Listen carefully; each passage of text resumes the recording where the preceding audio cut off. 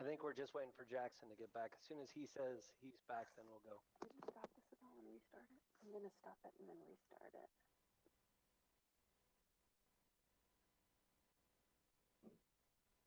I have to make as my favorite part is seeing everybody's eyes looking straight at the screen every once in a while, as it looks like you're completely deer in the headlights. Last time I had to have Destiny send me the meetings for me to rip the audio. I don't think I was able to get it from here. It should work. I'm not even going to look at that till Monday. Okay.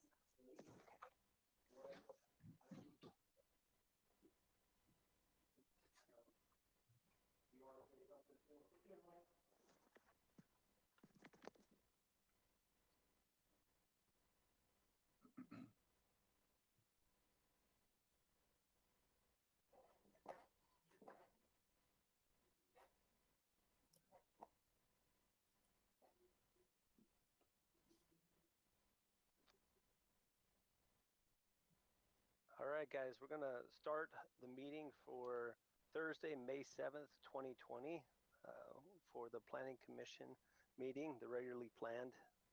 And we will go through the roll, which we have Andy, Lauren, Heather, Adam, Brody, and Jackson, which will be voting. And then we also have Andrea and Joy on the Planning Commission that will be attending the meeting as well. And then my name is Chris Berbert. And then we'll move on to 2.2, just to state if there's any conflicts of interest with any of the items on the agenda.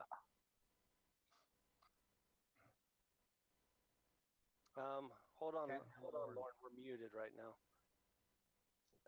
Can you unmute Lauren and the rest of the Planning Commission if they're not? Okay, it says you're not muted right now. Try talking now. Oh, I can't hear you still, Lauren. I can see your mouth moving. Lost your mic.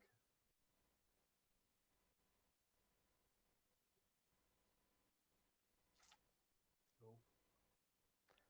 No, still nothing. Hold on, let me make sure I can hear everyone else. Jackson? I'm here. Brody? Here. Andy? Yep. Adam? Yeah. Heather? Yep.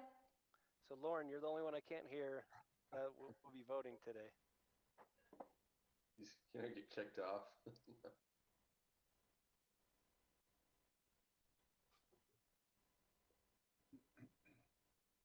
We could hear him earlier. Yeah, we did hear you earlier. Maybe log off and log back on. I don't know. I wonder if his headset battery or something.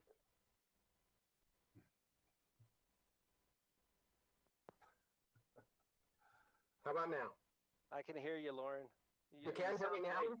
Yeah, you sound great. That's weird. I don't get it. I don't get it. No, I was just going to state on Teton Ranch, just not really a conflict. And I just know I worked on that previously a couple of years back, but I think I'm okay tonight. So. Okay. Thank you for bringing that up. And then we'll first vote on item 2.3, which is approval of minutes for the April 2nd, 2020 Planning Commission meeting. And we'll look for a motion.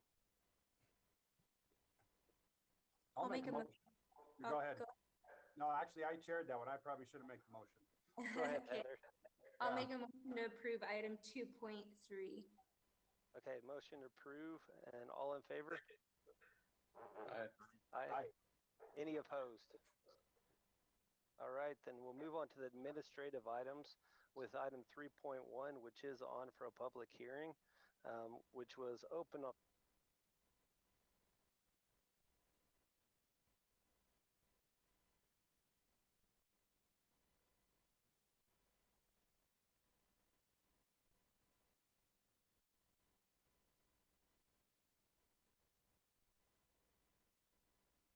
There we go. Oh, can't hear Chris though. Still can't hear you, Chris.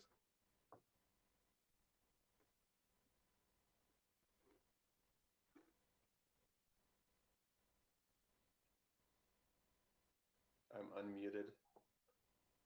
Yeah, I think I'm unmuted too, but Yeah, I can hear you just fine.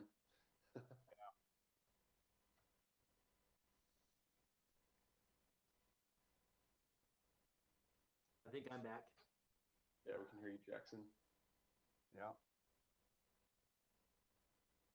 Chris might have muted himself after he was muted by the organizer. I don't know. Yeah, All right, it moved I'm back. me from- I'm back. Yeah.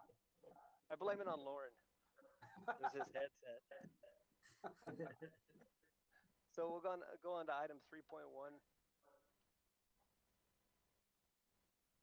Did you hit the top right button, Bryn? The little speaker. There you go. Thank you. All right. So we'll turn to city staff first for item 3.1, and then we'll open. Then we'll go to the applicant and then the public hearing. Is Adam still muted? He said that he is. So let's make sure Adam's not. I need to hear Adam. I thought he was being pretty quiet. I'm back. I paid extra to have him muted. Oh, dang it. Okay.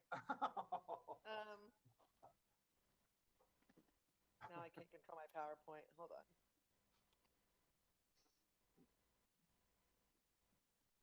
There we go. Oh, now it's going crazy. Okay. Are we ready now?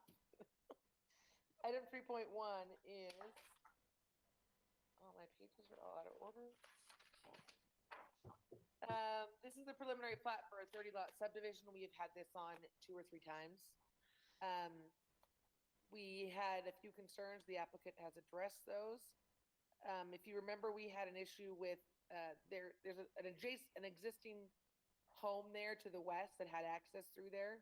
So they've worked together and they've cut off the back of that lot now, and he'll just be selling it to them. So we took it off that lot. He submitted some kind of revised density criteria and information about what he would include. Sorry, my PowerPoint is not liking me. He stated that he would include a tot lot and 2 benches in the park. I think before he had just said like a gazebo or a pavilion or something. So this one is still on for public hearing. It was opened in February. Any questions on this one? I don't have any right now. No. Nope. Is the applicant present? Yes, I'm here.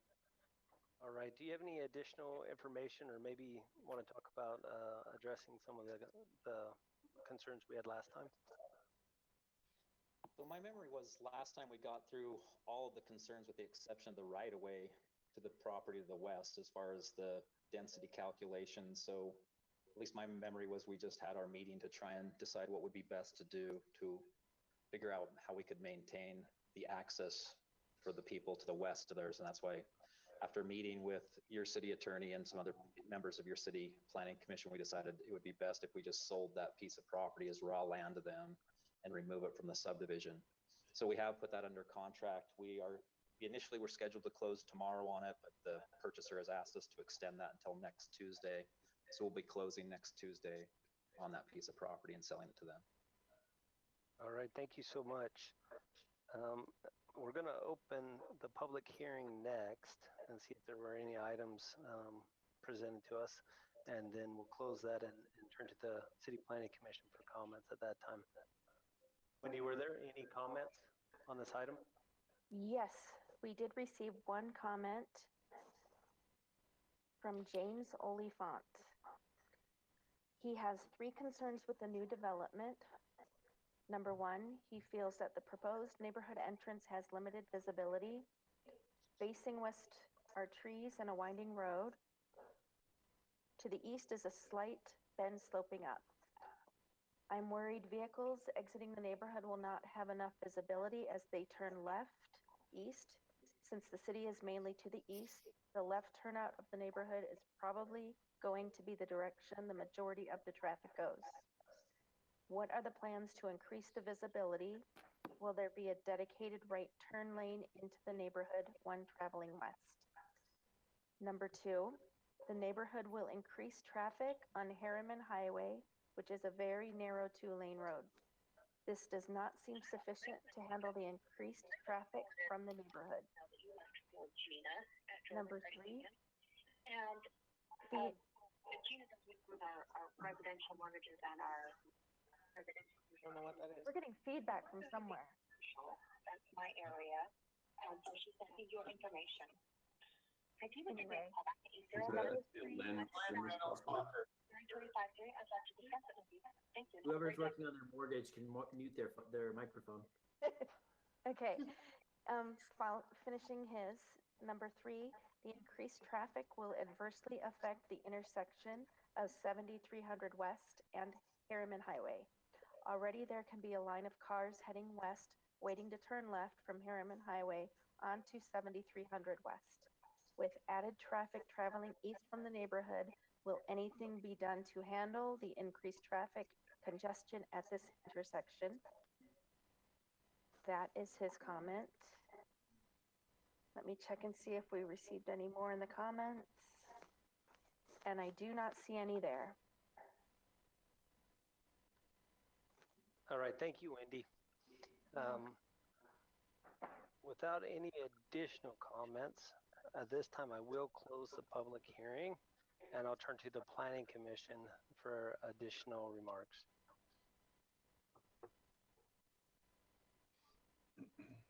So my only question would be for Blake, what are we doing about I mean, we can't control outside of here, but you can with engineering to the west. So the one issue that I heard first was the sight distance concern, or how people are going to get ingress and egress out of the neighborhood. And so as we've worked with the applicant, we've pushed that access to the subdivision to the west as far as we possibly could, and that lets you get down to the bottom of the road where you have maximized sight distance. All the analysis that we've done thus far shows that they meet all the AASHTO requirements for sight distance for that speed and at that location. So that's how we addressed the sight distance for ingress egress. The road width here, the second issue they asked that I heard was a right turn pocket into the neighborhood. The road width here is an 80-foot wide right of way, which allows for enough shoulder that you don't have a designated right turn pocket. You have enough shoulder that you can slide over and it becomes a pocket just de facto because that's where it's at. Some of the traffic concerns they talked about with volumes and wait times, we're showing that the intersections at 7300 West and further down are operating at an acceptable level of service, all except for the intersection of 6400 West and Main, which we are currently in the process of putting a traffic signal in, where the design is about 60%, and we should have a signal in at that intersection this fall. So I think we've got most of the things addressed there. The 7300 West intersection, we are doing improvements in that this summer. It will not be getting widened, but in the future, as that road connects to the north, that roadway will be widened with a traffic signal and will address these concerns. This subdivision meets the zoning requirements and general plan requirements. So that's how our master plan has been designed. And so the improvements always seem to lag a little bit behind the development, just because fees are paid by the developers that come in, and so we do the improvements slightly thereafter. So I'm not too concerned about the volumes. This is a small subdivision, large lots. If we were putting apartments or townhomes in, I would have some concerns, but where we're doing just single family homes, I don't think we're going to generate enough traffic to fell the intersection of 7300 West. So you Perfect. said That was all I really had to ask. Thanks. real quick then along those lines. So Herriman Highway, you said, is minor arterial 80-foot right away? Yes. Yep. So, minor arterial. Yep. Or major collector. Okay. I see an 80-foot right away in the packet here with minor arterial 80-foot right away. So it shows 2 travel lanes each direction, center turn lane, shoulders, like you mentioned. So they're obviously not going to be building what's on the south side. Is there going to be enough width there for them to have, I guess, the right turn lane and the high T is right, was shown in the packet as well, right? So they'll have the left turn into their own lane, and as well as enough shoulder to have a right turn. Yeah, there will be enough shoulder to have a right turn there because they'll only be able to improve their north side of the road because the other side of the road is actually Salt Lake County. Right. Okay. So as long as, I just want to make sure that there was enough when they come in to have the right turn pocket. And then you mentioned, I think in the bag it said something about the high T. Is that right? Or am I thinking something else? The high T will be done by the city when we do the intersection where High Country comes out. That'll be further down the road. This developer won't be required. They were originally going to have to do that a couple of years ago when this development came in, because they showed their access point coming out up by the High Country entrance. But where we moved it to the west, we were able to not have them have to do that high T intersection, and we were able to meet the site distance requirements. Okay, sounds good. Thank you. And so if I see this correctly, you have the extra for the turnoff on the right going into the neighborhood, and then it has another 5 feet that is landscaped, and then an 8-foot asphalt trail as well on that side.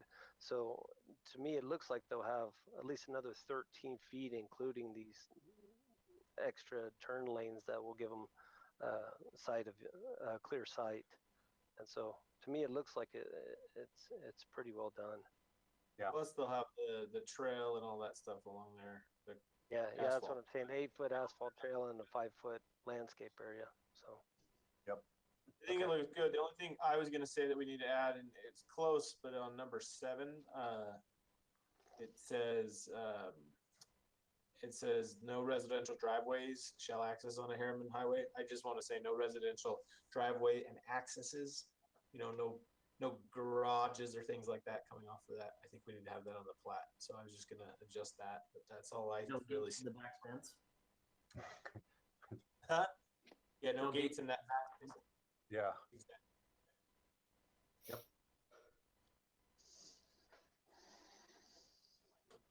I'm trying to scroll down to it, but do we need to add anything that addresses just that property sale? That if it doesn't get sold, that it may have to come back to us or anything like that? Because I know he expressed that it would be closed on Tuesday is what they're expecting. I mean, I would say they've already removed it from this plat, so whatever you're approving, it does not include that property. Okay. Yeah. I guess whether he sells it or not, it's not part of this plat. Okay. Yep. Then So I think that's good. Okay. With that being said, is there any other items, or are we looking at making a motion at this time?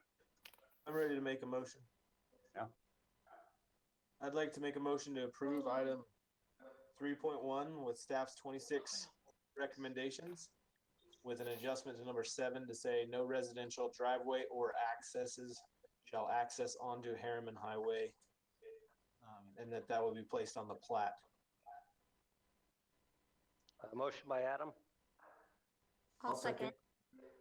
A second by Heather. And then we'll call for a vote on this. Andy? Yes. Lauren? Yes. Heather? Yes. Adam? Yes. Brody? Yes. And Jackson? Yes. All right, thank you guys. We'll now move on to item 3.2, which is a request for a subdivision plat amendment to adjust the lot line between Greystone Phase, and we'll turn to city staff. All right, so this is a lot line adjustment between these two lots in Greystone Phase 4. At some point, I will change the ordinance so that staff can do these, and you don't have to. But these, get my PowerPoint to move. They're adjusting the lot line. Sorry, PowerPoint doesn't like me. They're adjusting the lot line. There it goes. You can see it there. It's like 3.8 feet. Yeah. It doesn't move at all in the front, moves 3.8 feet in the back there. to give this house the room that it needs because it got built a little bit too close. This house still has plenty of room, so it will meet its setback. So again, just that small adjustment there. This is not a public hearing because the same property owner owns both lots, so a public hearing is not required. And there's enough room left on 408 to build another home, right? That shifts. Yeah, in fact, they're building it. They're building it right now. I checked Okay. their site plan, and they've got plenty of room. They've already accounted for it, so it's fine. Great. All right, guys. Any remarks, or are we ready for a motion?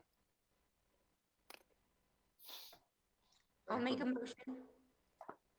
I'll make a motion to approve item 3.2 with staff's 2 recommendations. I'll second it. Motion by Heather, a second by Adam, and we'll call for a vote. Jackson, Yes. Brody, Yes. Adam, Yes. Heather, Yes. Lauren, Yes. and Andy. Yes. Thank you, guys. We'll now move on to item 3.3, and we'll turn to city staff, which is it's a review of requirement for recessed windows on Parkside at Herriman Town Center. So this is for Parkside, which is just south of us. Not all of us, because you guys are not here in the building, but it's here in the town center, south of City Hall. We approved this in November. You can see here around the U Road. One of the conditions stated that they needed to comply with the town center design guidelines, including a minimum recessed window of 3 inches on all of the windows, all windows. The applicant is asking to kind of revise this condition and discuss it. There was also a condition that referenced the PowerPoint that you saw in that meeting, which I've got, and I can pull up if you want to reference what you saw in that meeting. You did receive a letter from the applicant today. I emailed that to you a few hours ago. So again, they've created this exhibit to kind of show you where they can accomplish the recessed windows, which is along the U Road in the condo units, and then what different type of windows. You can see the colors there. And the applicant is on if you kind of want them to walk you through this. It did include some of the elevations in the PowerPoint. But again, I do have the original PowerPoint that they showed you in October, and I could pull that up if you'd like. It has all the elevations. But so again, I think you probably just need to have a conversation with the applicant or amongst yourselves about what you are okay with them doing, and perhaps modifying that condition or not. All right, and thank you, Bryn. Is the applicant present, and is there anything else you would like to share in regards to this? We may have to unmute them. We are present. There they are. We figured you could see our smiling faces here, so. Looks great, guys. Look great. Yeah. Yeah, so I guess a couple of items. Hopefully you're able to read our letter today that we sent over. Just essentially in October of 2019, when we received your approval, we had included in that our presentation, which we felt like was exactly what everybody had agreed upon based on prior planning commission meetings and work sessions, et cetera, as well as discussions with staff. And so when we saw that all windows needed to be recessed, we were a little surprised by that. And so we just wanted to request tonight, basically we can't achieve that all windows be recessed, and it ultimately, because it has nothing to do with cost, it's ultimately our long-term liability that we expose ourselves to as a home builder to water penetration in these homes, especially where we can achieve the depth when we have a brick exterior or masonry exterior of some sort. But when we get to hardy and when we get to stucco siding, we really open ourselves and expose ourselves to some serious warranty items that we're not comfortable with as a builder. Ultimately, we've got to put our stamp of approval on everything, and it's just one of those items that we do not feel comfortable with whatsoever. And so we would ask that you guys would, I guess, strike the all windows being recessed. On this visual that you can see on your presentation, anywhere we have the green, we can achieve that because that's where we have that brick exterior along the U Road. And I know that was a major focus point on our past presentations and planning commission meetings, was that U Road and achieving a really historical look and just a I guess a pinnacle look along that road as it's seen by the general public. And then all the other colors are essentially samples of what we are proposing, and they, some of those meet in elements within the design guidelines, and some of them meet other elements within the design guidelines. There's 15 different types of windows that you can put per the design guidelines. So achieving all of those on every single window is just essentially impossible. And so, but we feel like we've implemented a large chunk of those throughout the community. We've, like I said, where we do have the brick and masonry, we're able to achieve that depth look that we like. We also have shutters, we have roof overhangs. There's other elements that we've tried to implement, pop outs within the building to really try to achieve that depth and massing that recessed windows provides. We really open ourselves up to serious liability by doing these recessed windows. And I mean, even throughout all Herriman Town Center, there's really no other buildings besides the City Hall building, which is more of a commercial application, but that has recessed windows. And so we are simply asking that all windows be struck from the approval. Can I chime in real quick? Just this is Jaron Nichols. I was involved with you guys, and me and Steve were the ones that kind of walked through the whole process with you guys on Parkside. So we watched the work session with you guys. So one thing I wanted to clarify is I don't think these images are very helpful in showing what you're actually going to see from the road. So Bryn, is it possible to pull up that presentation, the PowerPoint that was approved? Because there's some really cool graphics on there that show where on the map each elevation occurs. So I think that would be helpful because it was an item you guys brought up continuously that we wanted to make sure, those elevations that were visible from public roads were most important. So I think those little, you make those my little computer that. What was that? Sorry, I'm just gonna have him pull it up on the computer so we can show your. Because I was just gonna say, because I think just the little snippets only show 2 windows on a 5-plex or whatever, where it's important to see that almost all of those elements occur on the primary elevation of each building. And the primary elevation is what is viewed from the street. So I think when you see what is visible from the street, it makes a little bit more sense rather than just seeing two images, two windows, and it's not really representative of the entire elevation. So where, for example, you're talking about shutters, not every window on that townhome has shutters. And I think when you see the elevations, it makes a little bit more sense because, we're trying to accomplish a look on the townhomes at least. And again, I'm really only talking about the townhomes because I think we understand the condos. We're able to accomplish the recess there. But on the townhomes along Copeland and Summerdale, the public roads on the south, the townhomes there, they have, so Brent, if you go to page 16, that's really where the elevations start to kick in.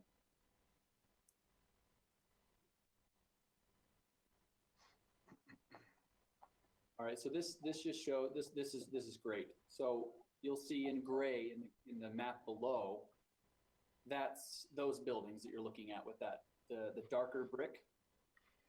That elevation is the elevation that's facing the public road.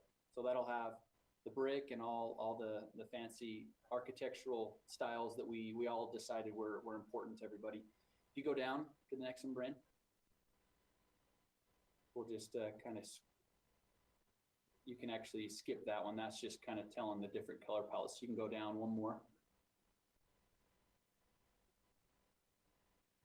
And that just shows, those are the other color red that we decided. We didn't, as you know, together we decided we didn't want all of them to be one color.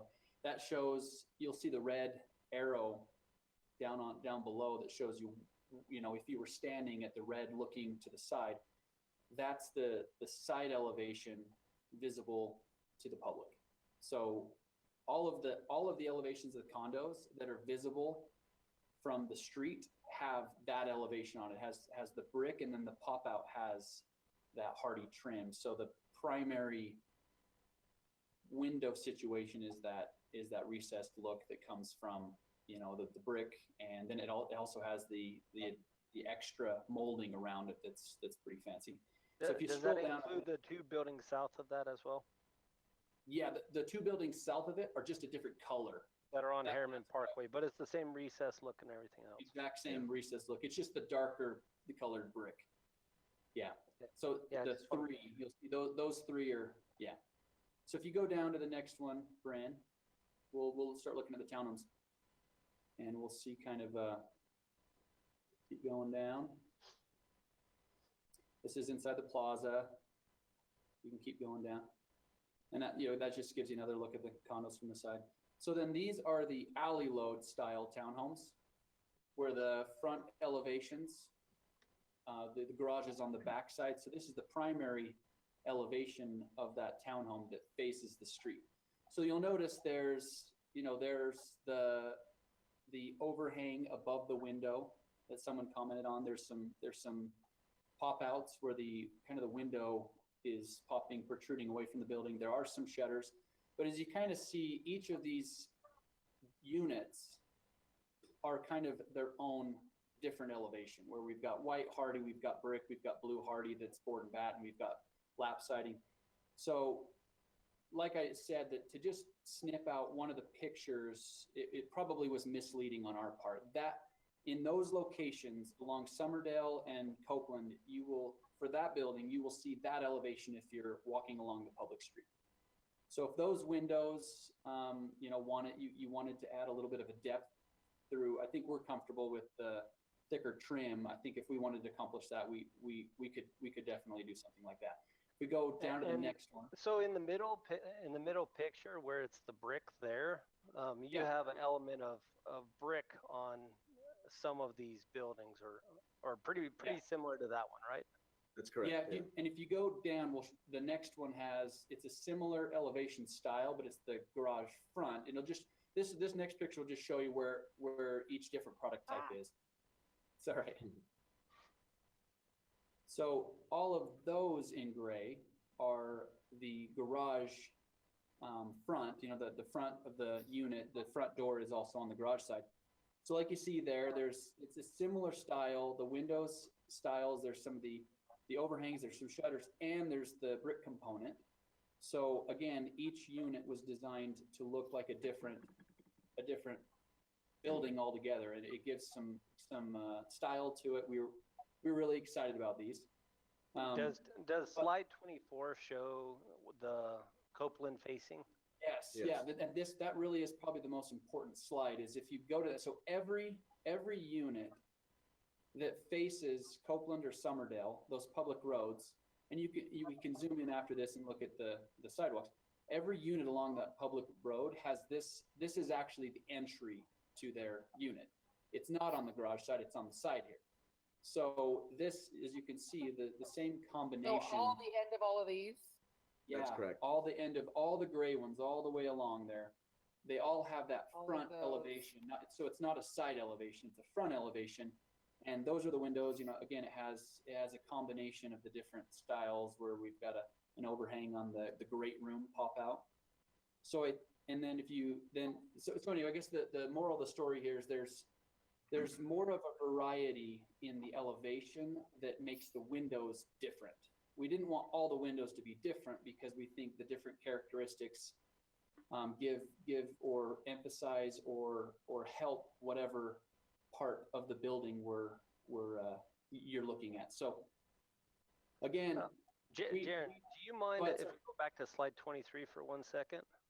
Yeah. Which one's 20? That one. So the units that are not in the gray, that are sort of circled off Copeland, What are the front facing of those units? Which Are those the yes, ones ones? above us? Those are on there. They're down lower. Those are the two units that we selected those units because they're across from, you know, other townhomes. The only townhome there, sorry, you can go down a couple slides, Sprint. Yeah, I want to see the elevations on those. Yeah, they're in here. So these have a rambler end. It's right there. That one. These have a rambler end unit. So we selected this location for those rather than just having our traditional townhomes that you saw. We wanted to have it was kind of important to everybody as we remember that they had a lower profile on the side because they were across the street. These are the only ones that are across the street from those townhomes on that side that were actually facing Copeland. So that has, you know, similar, where we've got the similar trim styles around those, that if it was important, I guess, important enough that we add a thickness to the trim around those, we can definitely accomplish that. So. Okay. And I guess the only other one that I want to look at is the backs of the buildings that are adjacent to Black Lotus and Herriman Parkway, the main brick ones, the ones with the recess windows. I just want to look at it one more time to see what the backs of those look like. Okay, yeah, they're in the slideshow too. Let me see if they're up here. They should be up a little bit higher. We showed what we had originally approved, or not approved. We showed there's going to be two in here, originally presented, and then what we so that's what we originally presented. That's the original one. So that we wanted to show you guys in this presentation what we had and what we changed it to. So go up one, Brent. Oh. Yeah. So. Oh, there you go. That's the rear elevation that we changed it to. So we originally had it in, you know, the prior to our work session, we had it as the one that didn't have as much brick or hardy, and we changed it to this. So this I think is still a very attractive elevation. So, yeah. Thank you, Jaron, for running through that again. At this time, let's turn over to the Planning Commission to just sort of talk through this, and if there's any questions for the applicant from any of the Planning Commission, if you want to ask those now, and I'm sure we can get them to jump on later if we need to ask later as well. I guess just a quick confirmation on the windows. I assume you're using a flanged window when you install those? Yeah. Yes. So you'll have a flanged window installed, and it'll essentially ties right into the building wrap with a flexible flashing around it? Yeah. Yes. Okay. My only main concern was just around the U-shaped buildings, but you guys are doing recessed. I think it would be kind of to Jackson's point that he made kind of earlier in our work session, just the thicker trim would give it more dimension. And so, yeah, I don't feel like they need to do recessed in every building type, like it says in the Herriman Town Center requirements. Yeah, I personally like what's been done. I think if, you know, along Copeland, Summerdale, maybe a little bit more recess on some of those where you have the main, you know, the main roadways. If you did a little bit more pop out on the trim and stuff around it, just a little more depth to that, I think that would just add a little bit more. But other than that, I like what you've done. Yeah, I agree.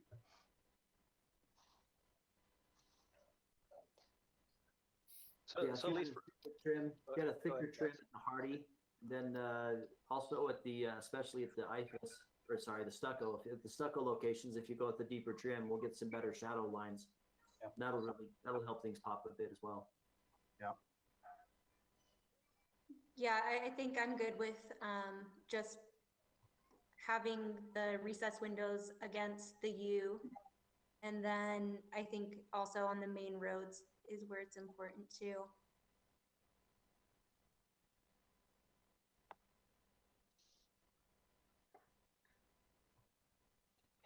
Any other questions for the applicant, or just comments from the Planning Commission, or things to go over?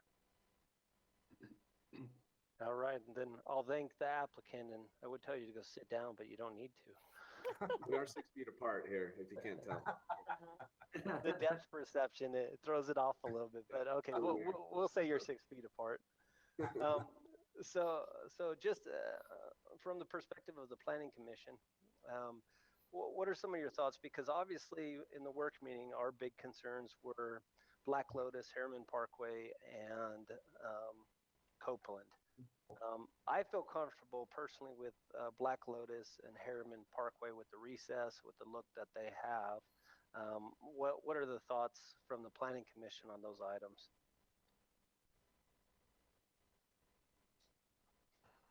I agree with what you said, yeah. I think if we go with extra deep trim, that would make the difference. That gets us a lot closer to the look we need. Are you talking the extra deep trim on those, or are you talking on Copeland and some? I'm actually thinking if we did extra deep trim on all windows, it just makes it nice throughout the whole facility. And it's just extra trim. That way they're still able to do the correct windows, because when you've got the flange on the window and then have the trim on top of the flange, then you're able to get that depth. It creates some nice shadow lines that help it feel give a little richer feel to all the buildings. I like that, Jackson. I would agree. Yep. I think that's a good compromise and a good solution to what we're trying to achieve. I think they brought a good product to us. I mean, if we do want to try to increase the amount of recess windows within this area, I think the spots that it could apply to is actually the picture we're looking at right now in the brick. But I don't know if it will look as well with the overall product of what they have there. But I know that a lot of their concerns were putting recess in areas that weren't specifically brick or stone.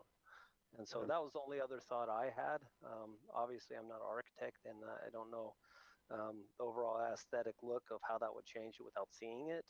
But that was the only other area where I thought overall, I like the products that they have. My big concerns is just making sure that Copeland and Black Lotus and Herriman Parkway are very aesthetically appealing. And then the side streets, the very far side streets, I'm sort of getting the perspective those will probably be cut through streets to get to the park for consumers or for customers. Sorry, I'm talking like marketing for residents. And so. So I guess that's the only other thoughts that I have. I want to make sure that the feel of walking through these neighborhoods, I mean, to be perfectly honest, isn't like walking through behind Black Lotus where there's all garages. And yeah, there were a couple balconies, and I'm not saying it wasn't a nice product there, but that's the feel I don't want to have on these main streets. I want to make sure that it's got a nice feel to it. It just doesn't have the same appeal when it's walking by 24 garages in a row. And so, but I'm okay with those in the backside of that product. So. Yeah, those latest changes really look good. Much better. Yeah. Are there any other items that we feel like we need to address here, or do we think at this point we can make a motion?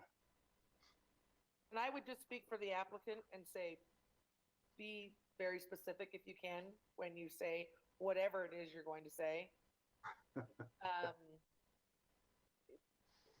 Because I know right now it's can't read all your minds. So yeah, right now it's required to have recess windows.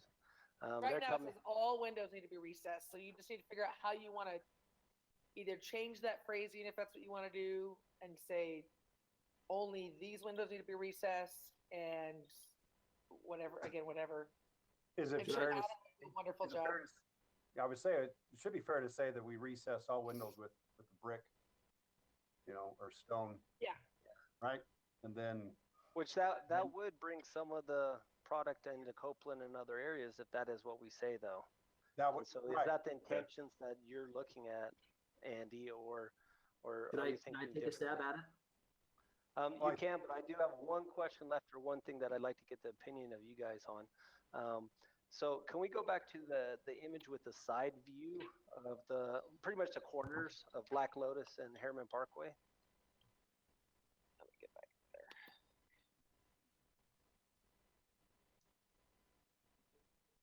Let's see. That's good enough, I think. I love the wraparound feel of this recess right here on the corner. The only other question I have and an opinion from you guys is it beneficial to try to add um, additional recess or brick on the side because that's very viewable, or are we okay with this product on this side? And my opinion is I actually think it looks okay, but I wanted to ask just because that is, as we're driving in, that will be what every person entering Herriman Town Center is going to see every single day, because that's where we turn and we always look everywhere when we're turning. And so that was the only other area of high traffic in this area that I thought maybe needs to be addressed if there's opinions. I thought those outer edges of the buildings were like wrapped around with brick, but it was the inner ones that had stucco. It's kind of hard to see there in that image. Yeah, let's see if there's a different one. Yeah, because the figure you provided. There's another one on the black, the darker brick that had brick all the way wrapped around the edge. Because the product definitely changes on this corner from the recess to no recess, and like that's an interior side elevation, but then the exterior ones I believe have brick all the way around the edge.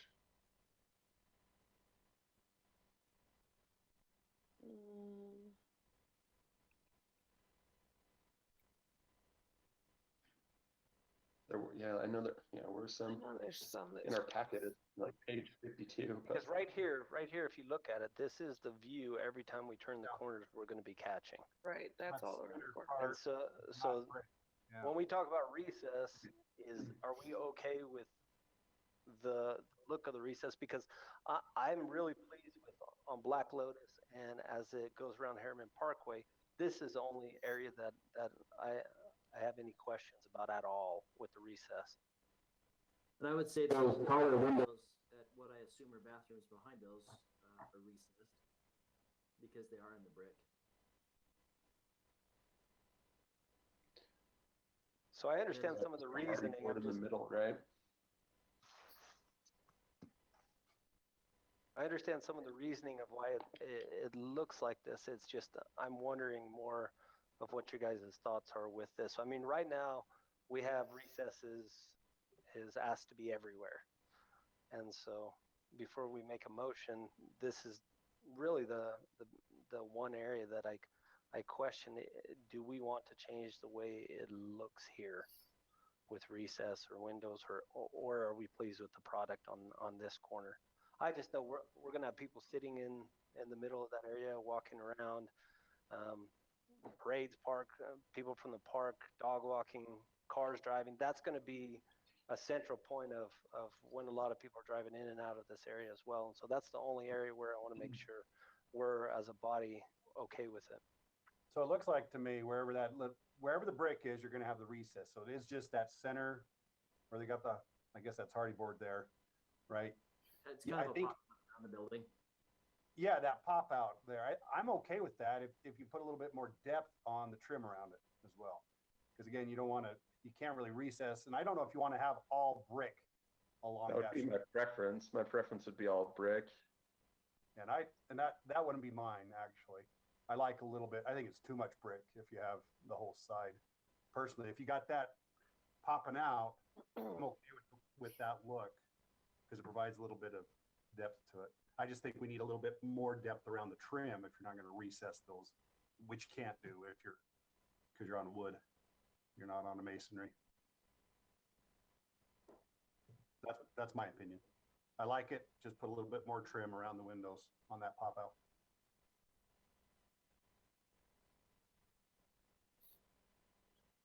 Okay, well, that was the only other area I was not so much concerned with, but want to make sure it provides what we'd like to see. There you go. We'll go back to that corner side. Number 13, up one more. Yeah, that's the right one. That's the one. So is the picture before that not one of the corners in the courtyard, but the far side, is that what slide 14 is? What is slide 14? Where is that located? That's in between the buildings. Okay. Yeah, Yeah, that's right. that's an interior side. Yeah. Interior side, yeah. Interior, yep. I'm fine with that. Okay. Yeah, I like it. Do I make a motion? I think Jackson wants to take a stab at this one. We'll see if I can get it here correctly. So I'm going to say that the recess at the brick is acceptable at the brick locations. And so that includes Herriman Drive and the Horseshoe. I can't remember the name on the Black Horseshoe. Lotus. Black Lotus. At the other locations, I'll say where you have hardy board, we want a double deep trim at windows. And then at stucco, you have a 2-inch deep trim around the windows at stucco locations. And then I think that was there wasn't, I don't think there's another siding or another material. So I believe that's what I would recommend in lieu of the extra depth on the windows. And are you referencing along Copeland or along all the streets?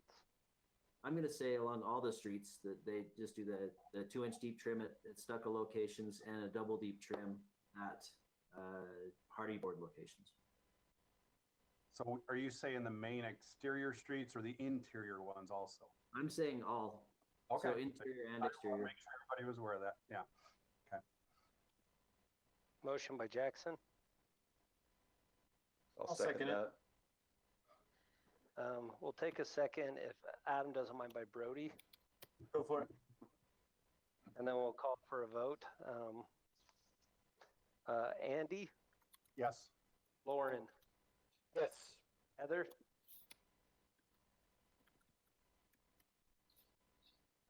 Is Heather on mute, guys?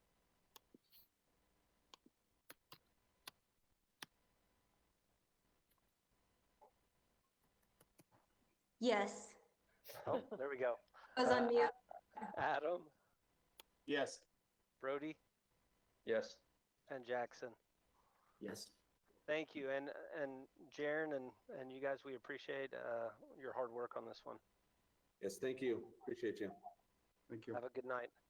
We'll move on to item 3.4, which is a request for reconsideration of a subdivision condition. Condition requiring a 6-foot precast wall. Sorry, we just gotta get back to the other PowerPoint here for a second. While he's pulling that up,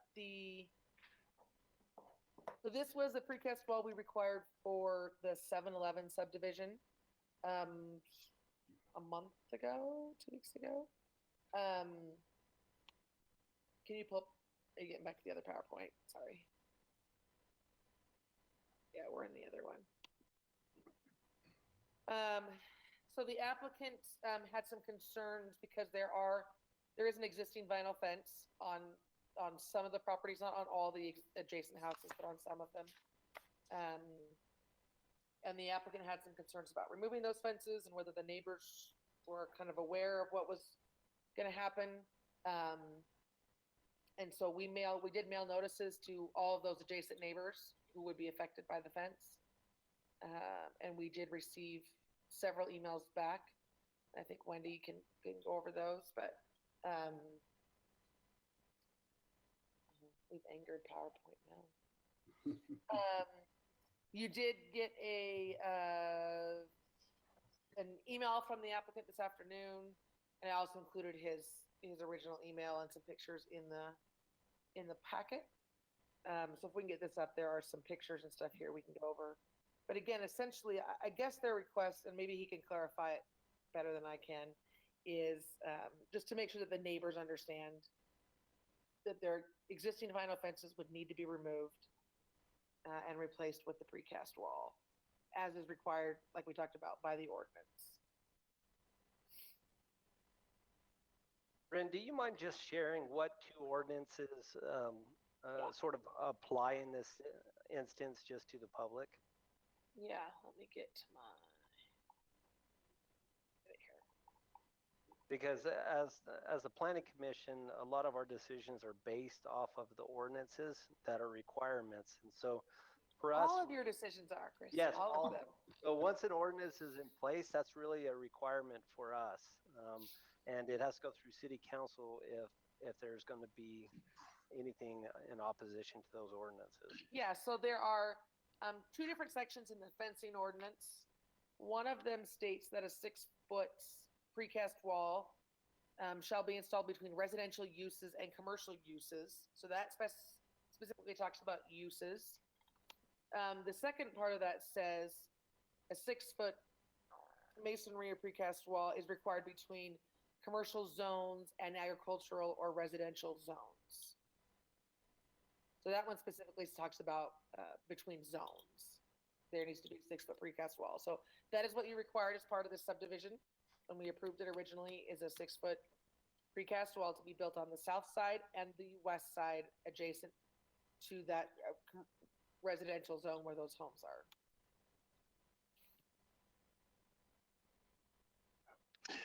All right. Thank you, Bryn. Anything, questions maybe for Bryn before we turn to the applicant, Planning Commission?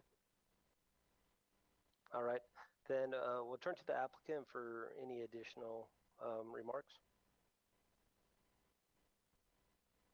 I assume that can we hear you, Elliot? Yeah. So is Elliot unmuted? Okay, there we go. There we go. Now I'm unmuted. Can everybody hear me okay? We can, thank you. Oh, no problem. So I am technically listed as the applicant for this item on the agenda, but I'm really not the official applicant.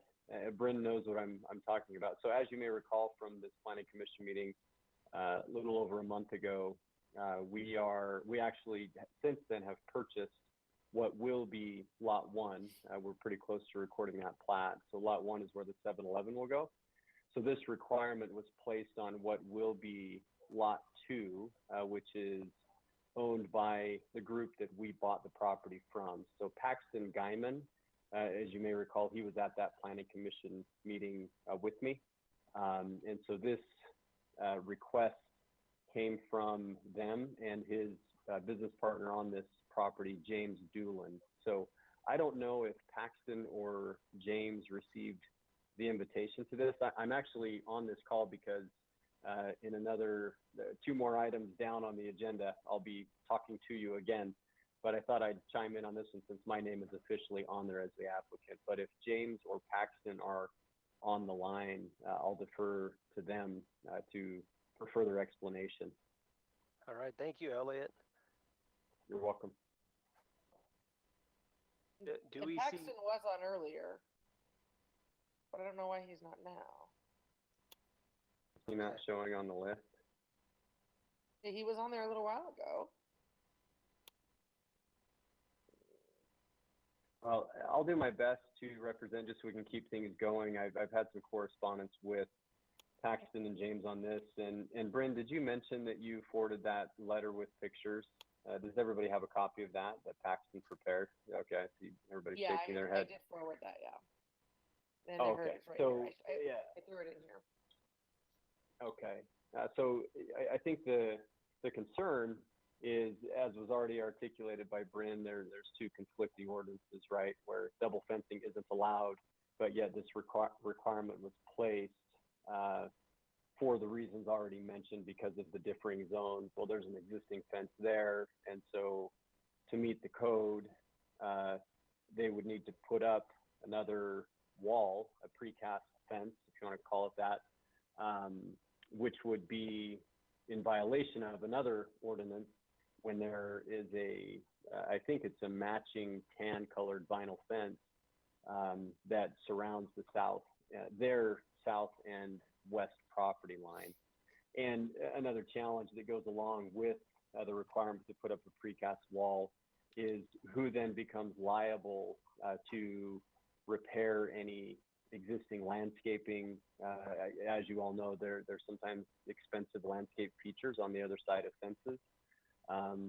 There are a lot of different grade changes. If this were a vacant field, and there weren't any houses to the west or to the south, and it'd be a different animal. And but that's the concern that I've heard from Paxton and James is it's already, I mean, I can tell you it's about a $70,000 to $75,000 requirement to put a precast wall up around it, and I don't know that they're objecting to that if there weren't potential future costs and coordination issues to put that wall up in, repairing the landscaping and who's responsible for that, taking care of some grade changes, because that will just, it could significantly add to the cost. So those are their concerns. I don't know that there's a simple answer because we're continuing with the existing requirement from the last planning commission meeting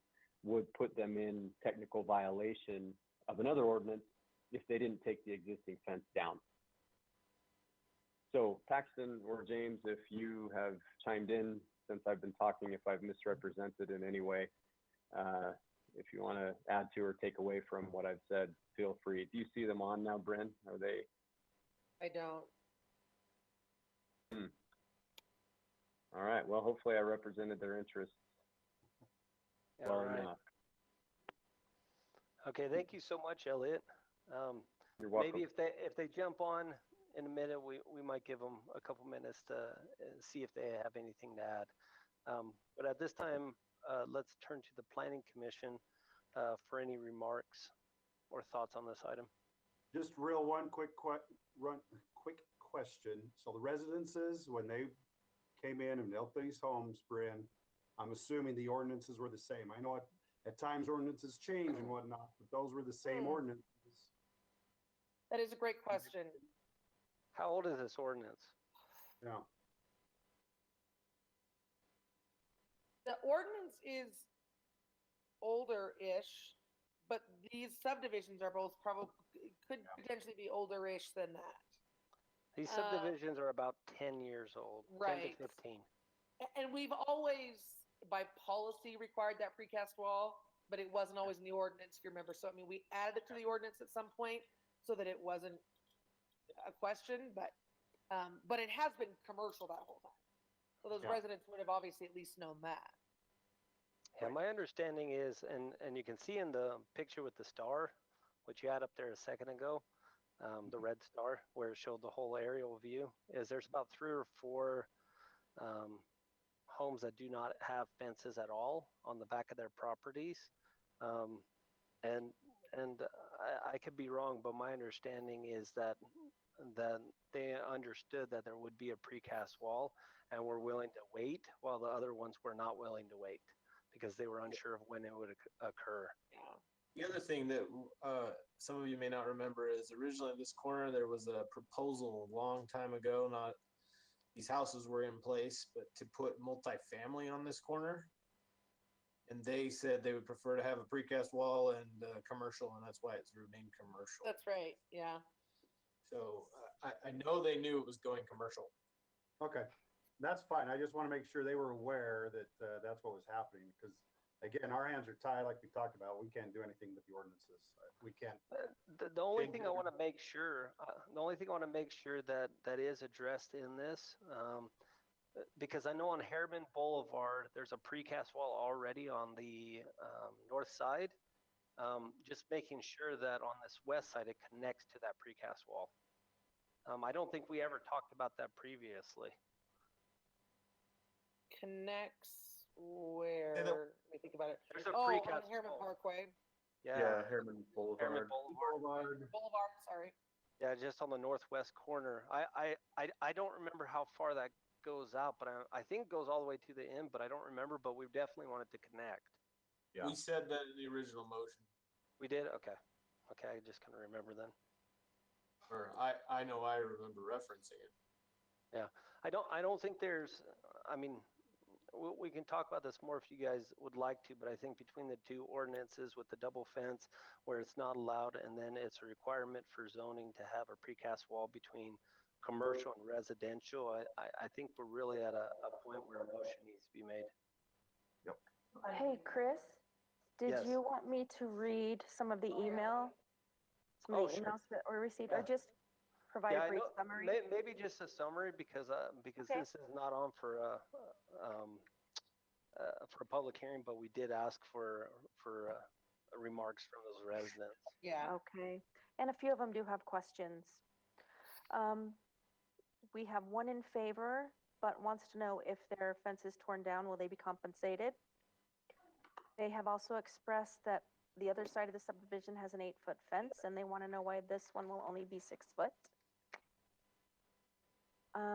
One person proposes different options, leaving the existing vinyl fencing, then adjust any vinyl as needed, install precast fence on the developer's property, and allow the homeowners to remove their vinyl fencing in a timely manner. In a timely manner. Here's one that is in favor. Another one who wants to know if they would be reimbursed for the vinyl fencing that would be removed. Wants to know how the wall will be built and not encroach on his property. How it will be built and not damage trees and landscaping on his side of the property. Another one in favor, and in favor. So those are the emails. And Wendy, when you say in favor, you say in favor of having the wall put up, correct? That is correct, in favor of the precast wall. Okay.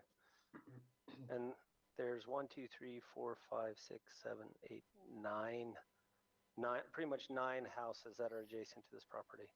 I think I heard more than half were in favor from what she just said. So. And I believe it's just these along the south that have a fence. I'm not sure if anybody on the west has a fence. Maybe the picture. The northwest corner. Northernmost, yeah, the northernmost. Yep. The corner one does. Okay, that northern one up there does. Yep. So I didn't think about this. Where are they referencing that there's an 8-foot precast wall? We put an 8-foot precast on this side of 6056. When we put the road through, the city put up an 8-foot precast next to these houses. Well, there's also one on the west side, is there not? On yes, the west side, this one up here, I think this one is an 8-foot as well. Yeah. No, sorry, on the west side of Anthem Park, 5600. I could talk to that. I actually did the design there, but yeah, because there was retainage. We had some retainage issue. If you're on the property side, Yeah, it's that's true. On the roadway side, it's a little taller. Yeah. But the property side, it's 6 feet. So it's 6 feet. So it is a 6 feet wall. It's 6 foot on the property side. Look at the roadway side. It looks taller. That's because the roadway is lowered. Yeah. Okay. On the property side, it's 6. Well, I'll let engineering work with figuring out how that Yeah. works. So How that magic works. yeah. So any other items from the Planning Commission to be addressed? Thank you, Wendy, for the remarks from the residents. No, to me, it sounds like most of the residents want it, and we can't do anything to change it anyway. So I think we move forward. All right, then I'll look. I just have a question. When we've run into this in the past, is it typical to just go along the lot line? And I mean, that would make the most sense, connect their fences to the precast wall. Because I mean, you can't have one resident that says, yeah, I want it on my lot line, and then the next home you go to, they say they want it Right. totally on the other property. My guess is they're going to put it just on the, and Andy, again, might speak to this better because I'm not an engineer, but just on the inside of the commercial property, right? So the wall itself will probably sit on the commercial property, but just on the property line. Just adjacent to. The post of the wall will probably be right on the edge. The face of the post will be right on the edge of the property line. So the panel will go inside just a little bit, but all of yeah, that's typically what you'll do. Yeah. Is that so that the whole entire wall is on the commercial property, but the face post will be at the property line. So it'll actually look like the residents have gained 2 or 3 inches in their property. Is that what you're saying? Yeah. There you go. Exactly. Well, yeah. All right.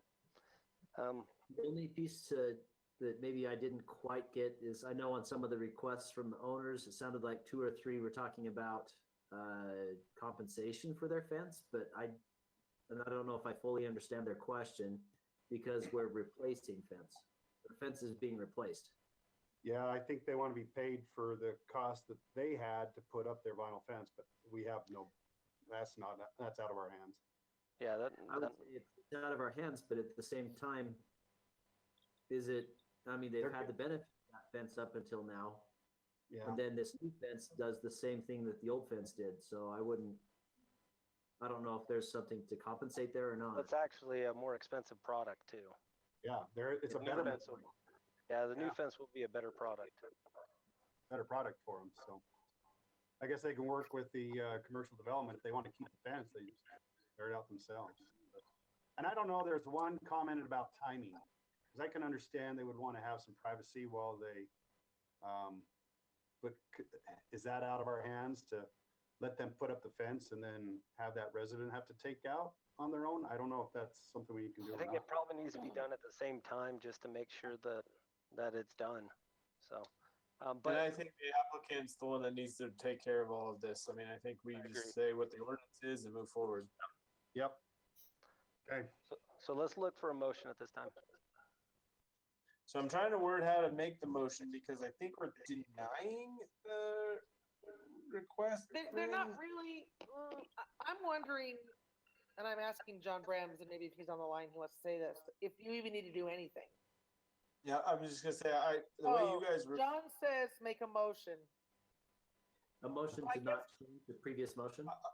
I guess so. Yeah, just make a motion to keep the condition as it is. I make a motion to keep the condition as it is. I second. Thank you, Adam. Thank you, Andy. And we'll call for a vote. Motion Jackson? to deny. Oh, hold on. John wants a motion to deny. Yeah, so they made basically what I would consider an application to modify. And so I think you make a motion to deny. Okay. And, so, and then in that motion, make sure it reverts back to the original. Okay, I make a motion to deny item 3.4 and that the fence will stand as previously approved. And I'll second. All right. Thank you, Adam. And a second by Andy. And we'll call for a vote. Jackson? Yes. Brody? Yes. Adam? Yes. Heather? Yes. Lauren? Yes. Andy? Yes. Thank you, guys. Thank you, Elliot, for your time. You're welcome. I'll see you again on item 3.7. Sounds great. Can't wait. We'll move on to item 3.5 now, which is preliminary plot approval for 161 single-family lots known as Hidden Oaks. And this is on for a public hearing, but we'll turn to city staff now. Okay, we'll do 3.5 and 3.6 at the same time. This is Hidden Oaks pods 4 through 7. They are asking for preliminary plat approval, which is one application, and final site plan or final PUD approval, which is a separate application. So 2 separate motions, but we'll go through it all together. You guys saw this last time, and I'm really just going to show you the changes. So again, pods 4 through 7 is this area here. This is the plat as it was laid out. And again, you remember the biggest changes we needed were up in pod 7. And I'll show you. So the previous plat had this weird little whatever that nobody liked. And then they also needed to change the, some of the lot sizes needed to vary more on that west side. So you can see what they've done here, much better. And the applicant was actually much happier with this. So, and then they have adjusted all the lot sizes to meet that requirement to vary by 1,000 feet every 2 lots. So that's really all that they've changed. Again, this just shows where those roads are going to be built for the future schools. And they are ready to get going on this to build those roads for those schools. So the public hearing is still open because we left it open last time. And then we'll take a couple motions if you're ready. All right. We will give time for the applicant if there's anything for him to share. If the applicant. This is a quick question, Bryn. Yeah. If it's allowed at this point. So lot 737 appears to have disappeared. Is that is there anything, does that cause any problems if there's no 737? Why did 737 go? Changing Well, lot that was so they- sizes, they lost one, I think. I think they lost one to vary by the requirement. They didn't. I know because you No, can they see didn't. they've got It's- 4 here and they've got 3 there. If you look, I I'm think looking it's at 741. Isn't seven? Yeah, It goes to 740. 745. They just replaced the number. They didn't renumber it. Yeah. Okay.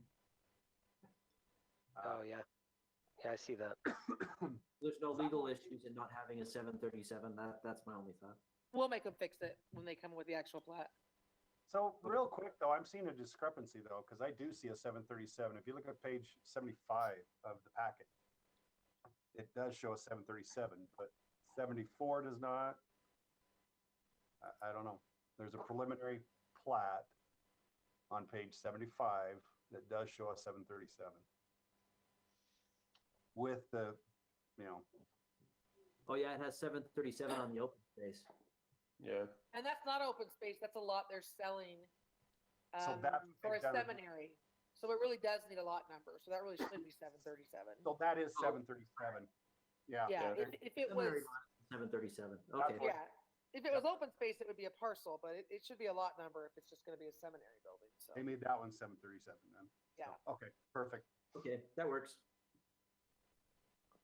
Okay, then if the applicant's present, if there's anything else he needs to share, I don't know if he's here or not. He is. Yeah, this is Brad Mackey. Thank you guys for fixing our weird looking subdivisions in our meeting last time. I really appreciate it. This is a much better layout and it actually creates some variety along that streetscape. So I really appreciate your review on this one and I think we're ready to move forward now. All right, thank you so much. Then I'll turn to well, it's actually a public hearing, so we'll open the public hearing at this time. Wendy, is there any remarks to share? We have received one. It is from Smokey Peck. He asked, what is the discussion about as they have already started construction? That was question number 1. Question number 2, when will they place the cement wall that was discussed in the meeting prior to the overall approval? Those were his 2 comments. Thank you, Wendy. And that is it. We had no other comments. Okay, then we will close the public hearing at this time and turn to the Planning Commission to potentially address the items or talk about this development further. And I will just point out that the applicant, because you asked about it the last meeting, kind of a summary of where they're moving units to and from. So I have included that in your staff report. They submitted that to show kind of how they're adjusting those units. So do we have answers for those 2 questions? Obviously, they started work doing some grading and stuff. yeah, and there's the sewer line, and there's some sensitive soils out there that they're working on remediating. So yeah, there is some work happening out there, obviously. The fence, I'm assuming they're talking about, let me get up there. The precast wall, I assume, is one of the last things they put in. If that's what they're talking about. Yeah, there's a precast wall that was required as part of the MDA. I believe they're talking about along here, probably.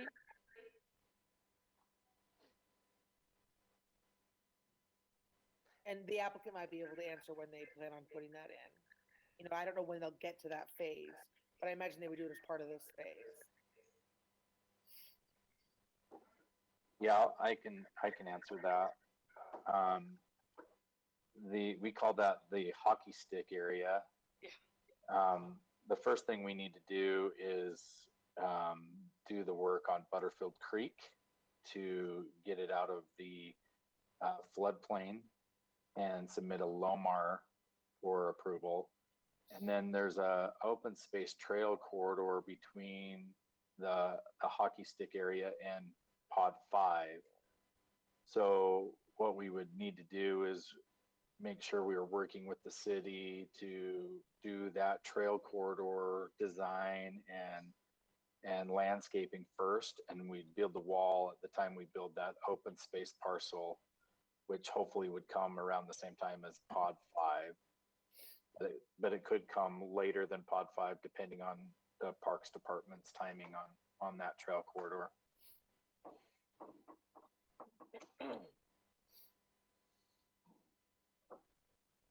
Great. Thanks. I'm ready to make a motion. So. Yep. Two motions. Yep. I'd like to make a motion on item 3.5 to approve it with staff's 14 recommendations. Is it 3.5 and 3.6? We'll do one motion at a time, Brody. Yeah. Thanks. I'll second it. Hey, can I Second by recommend Lauren. you identify lot 3 or 737? Have them identified on the plat as part of your condition. Okay, and adding another 15th item to identify lot 737 on the plat. Then we'll revise that motion Adam made, and we'll look for a second. I'll second. Second by Lauren, and we'll call for a vote on this is for item 3.5. And Jackson, Yes. Brody, Yes. Adam,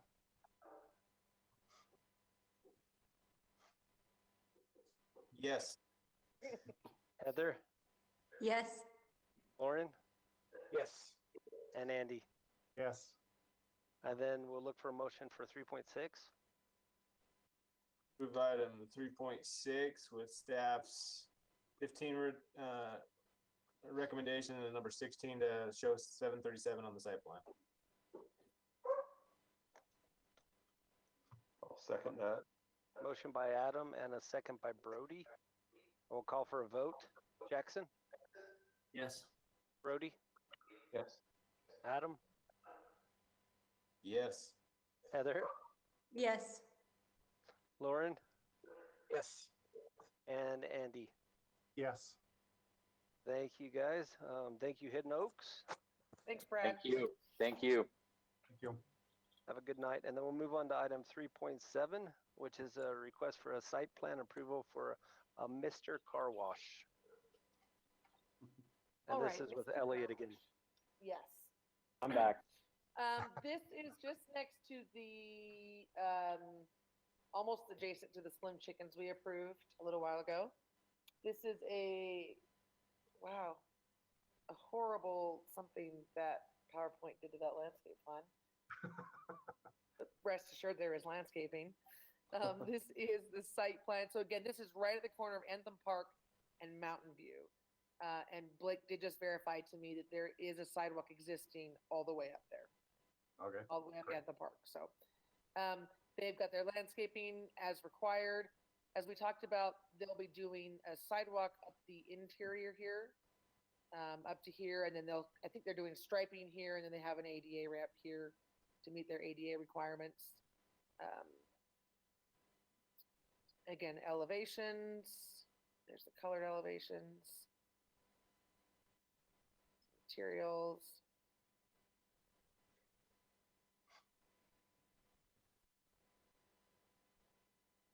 That's what I've got. Again, this is part of Anthem. You can see the Winco out there all done, ready to go, all dressed up and nowhere to go. And Mr. Car Wash is excited and ready to move forward. So that's what I've got. All right, thank you, Bryn. And then we'll turn to the applicant if there's any additional information you'd like to share, Elliot. Not really anything specific. I think something kind of interesting. I'll leave it to you whether you think it's important, but interesting to add is part of getting to this point required WinCo approval, as well as approval from the declarant and the CCNRs, who is Corey Gust with Arbor Group. And we've received approval from both of those entities on the site plan and the elevations that Bryn just showed. So we have those approvals in place for whatever that's worth. Great. We like to see things move forward. So do we. Thank you. All right. They're so excited. That's it. I'll just hang tight if you have any questions. All right.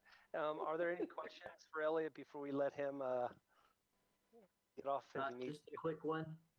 What was the CMU on the enclosure for the garbage for the dumpsters? I couldn't find that. What? Oh, the CMU detail. It will be it matches the CMU on the building, so it's same materials. The gray CMU or the? Well, I guess there's two grays, but. Yeah, let me look at this. 5 or 7, I guess. 5 or 7, yeah. Okay. Let's see. Colors be close to walls. Which one do you want it to be? I just what's going with the building. So if it's either of those two, I would assume that's fine. Okay. Yeah, I know item 12 on requirements does say dumpster enclosure shall have similar architectural features as the main building and be gated. So it does address it, but you're right, it doesn't clarify which material. You could modify that just to say it needs to match one of the, the CMU on the building. Yeah, and those details are included in our vertical drawings, which Brent indicated we already submitted. So we're a little bit ahead of things on this one, but. All right, thank you so much, Elliot. I'll turn to the Planning Commission at this time. If there's any additional remarks, questions, or are ready to make a motion. Go for it, Jackson. I'll make a motion that we accept the recommendation from staff with the modification to note 12 that the CMU be either 5 or 7 as noted on the materials. I'll second that. All right, motion by Jackson and a second by Adam, and we'll call for a vote. Jackson? Yes. Brody? Yes. Adam? Yes. Heather? Yes. Lauren? Yes. And Andy? Yes. Thank you so much, guys. And Elliot, if you want to hang around, you can. I'm guessing you're leaving. But as much as I'd love to, I'll let you get to the rest of the meeting. Thank you all for your time, and fortunately for all of you, it's the last time you got to see my face tonight. So. All right. Have a good night, Elliot. Thanks, Elliot. Thank you. Have a great evening. Good night. Yeah. Thanks, Brent. All right, guys, we're going to be moving on to item 3.8, which is a request for a preliminary plot for a 3-lot subdivision. And this is on for a public hearing, but we'll turn to city staff to begin this. All right, so this is a 3-lot subdivision. It's kind of a unique lot in that it fronts on 134 and then also onto this cul-de-sac on the north side. There is an existing home on the lot. It's just under 3 acres. It is zoned A.5, so it's zoned for half acres. And they're not asking to change that, which is always fun for us when they don't. So again, this just kind of shows you a close-up of where the existing home is and how it fronts on both of those. So they're just looking to break it into 3 lots, the existing home in the front and then 2 off of that cul-de-sac in the back. And if you remember, we did a subdivision right here just a few months ago where we divided that lot in half. But so again, this is what they've got there. Both of these lots, in fact, I think I've got the lot sizes here for you in case you were going to ask. They're all well over half an acre. Lot 1 is an acre. So they'll all be horse property. Really nice lots, actually, I think. Mm-hmm. This is what it looks like. There's an existing sidewalk there.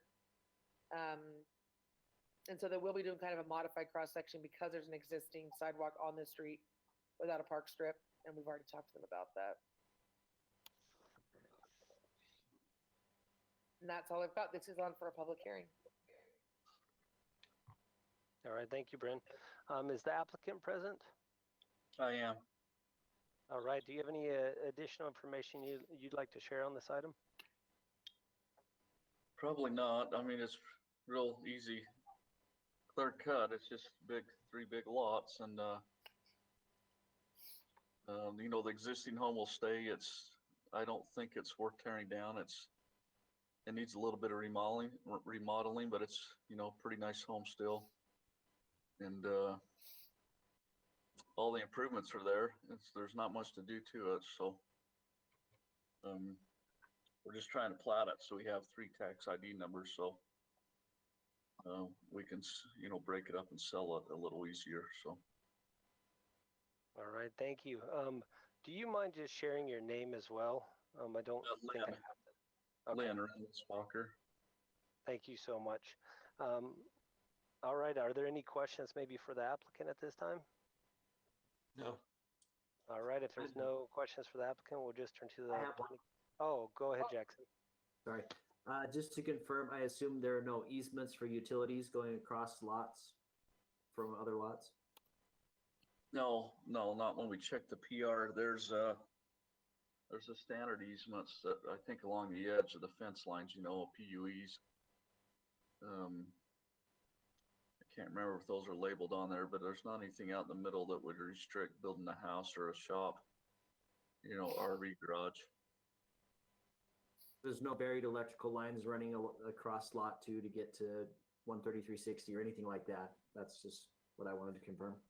No, there is, I think there's a power line down the west side, and I think there's a buried ditch culvert there down the west side inside that easement. Okay. Looks like a gas easement. It doesn't serve the house. It's just, okay. Yeah, there's a gas easement on that east side and power easement on the west side. But they're down the sides of the property. Okay. All right, any other questions for the applicant?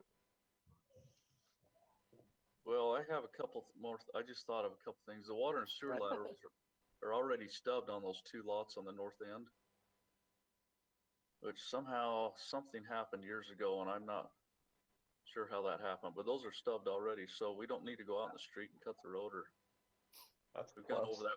We've gone over that with engineering, and there's really not anything to do. It's going to be the easiest subdivision of my entire career. That's amazing. Good. All right. Then I'll turn to the Planning Commission for additional. Oh, actually, we have a public hearing on this item, so I'll open up the public hearing. Wendy, did we have any items for item 3.8? We did not receive any comments for 3.8. Okay, thank you. So seeing no public comments, we'll close the public hearing at this time and then turn to the Planning Commission for additional remarks. I'm ready for a motion. Yeah, I'll make a motion. Go for it. Oh, go ahead, Brody. Go. Shoot. All right, I'll make a motion to approve item 3.8, preliminary plat of 3-lot subdivision with staff's 11 recommendations. I'll second that. Heather can have it. Motion by Brody and a second by Heather. And we'll call for from Adam. Yeah, we'll call for a vote. Andy. Yes. Lauren. Yes. Heather. Yes. Adam. Yes. Brody. Yes. And Jackson. Yes. Thank you, Lynn, for your time, and I hope it's as easy moving forward as it has been so far. Well, hey, appreciate it, and thanks for doing the electronic thing here. So worked out nice, so we can kind of still keep progressing. All right, you have a good night, sir. Okay, you too. Thank you. Thanks, Lynn. All right, so item 3.9, we'll move on to that, which is a discussion and consideration of a condition of approval for a subdivision of 222 single-family lots known as Teton Ranch. I will turn to city staff. All right, so we approved Teton just last meeting, I think. And in my haste, there was a condition in there that had been on the previous staff report, but they revised their plan in order to add a second access onto 6,000 West. So this condition needed to be changed, and I didn't change it. So we need you just to change this condition at this point, if you would like to read something like this. Again, the original condition said that they had to build, UFA requires a second access after 30 lots. So the original condition said they had to connect at 6,400 West after 30 lots. But that is no longer the case because they have a second access on the 6,000. So we can revise the condition to say something like this, which is they still have to meet UFA requirements. This can be a temporary access onto Herriman Boulevard or 6,000 West or 6,400. You know, any of those could meet that requirement. And let me just show you the the site plan here. Show the pretty one. So again, they've got 2 access points out here and the future one over here on 6,400. And they could also do a temporary one out here if they needed to. But these 2 would serve fire requirements for a very long time, probably till they got, you know, too far away. Can you go back to that last page, Bryn, with the items? I think it was one of the first pages. That one? Yeah. So it's saying that applicant added a second access on the, okay, no, it's, okay, a temporary access onto Herriman Boulevard. Herriman Boulevard, does that have a precast wall along that whole street? It will. It will? Okay. It will. I mean, it doesn't today, obviously, but it will. Okay. And I guess I'm a little naive with this, but if there's a temporary access point, will the precast wall go in after the temporary access point has been taken away, or will that be installed before and then they'll have to add where the temporary access point was? That's a great question. I don't think we'll ever actually get to that because I think 6,400 will be built by then, but typically they use the temporary kind of before they're even building in that phase. You know, they would probably put it maybe in the next phase. But does that make sense? Let me show you. So they may be able to put it like over here while they build this phase, you know what I mean? So that they build the wall maybe up to here. Yeah. And then remove this and then put the wall there. So I don't think they would do the whole wall. They just leave out that one little section. Okay, so but there's no way that where that temporary access point is, the wall would not be installed. It may not be temporarily installed, but it would be installed. I mean, long term. At the end of the day, yes. Yeah, I just want to make sure they don't put those large, I guess, to prevent cars from driving through. That it does get the complete wall at the end and doesn't get absolutely temporary barrier put in places where the wall would have been. Okay. That was the only question I had, which I don't think it matters in this case, especially since there's pretty much homes that back it, so it will get the wall. So. Right. Okay. Is the applicant present, and is there any additional information they may want to share on this item? Where is the applicant? I don't see him on here.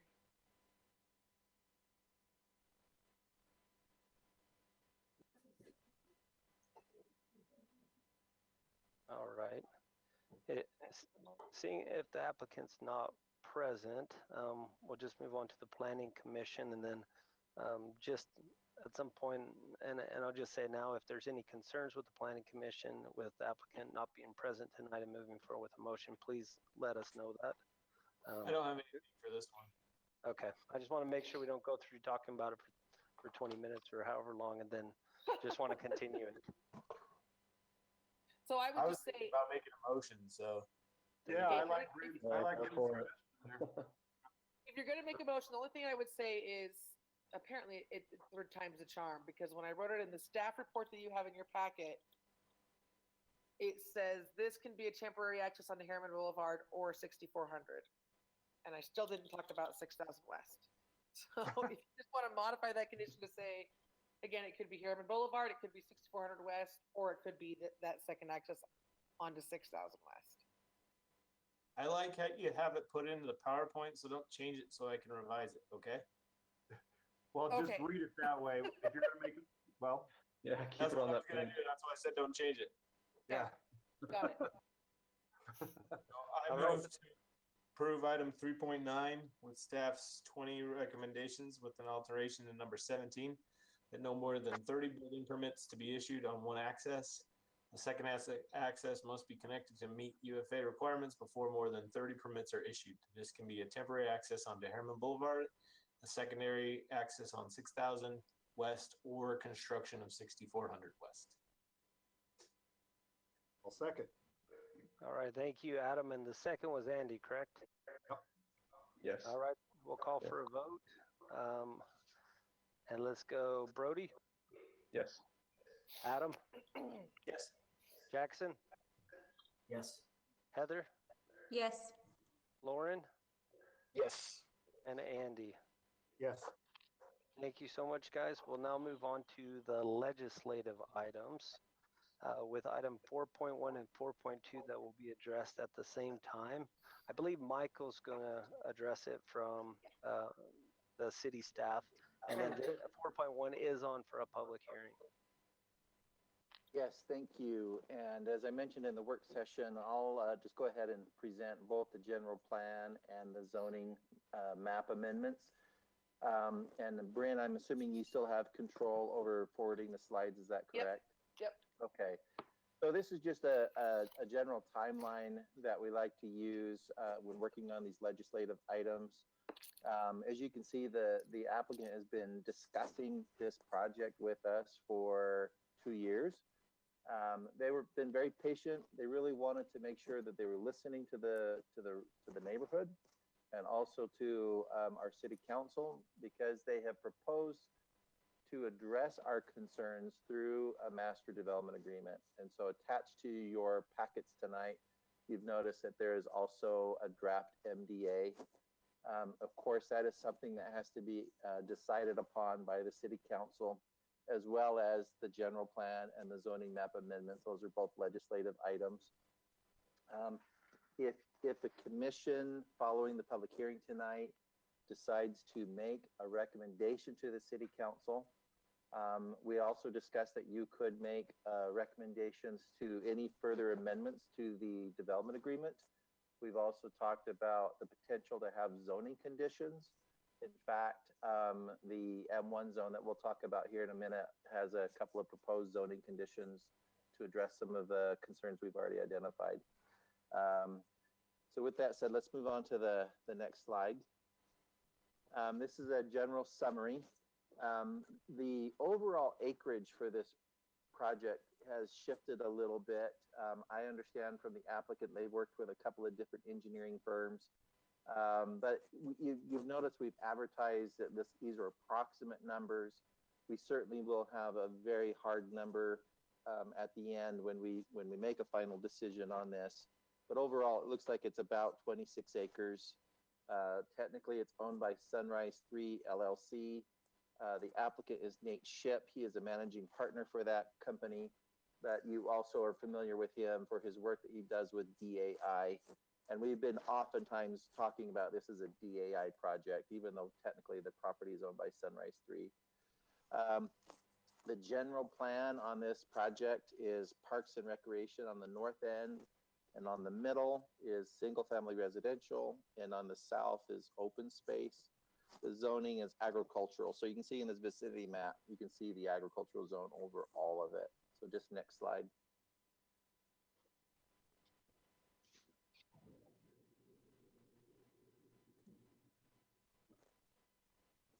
Is that not wanting to advance, Bryn? Oh, we've got a couple of photographs.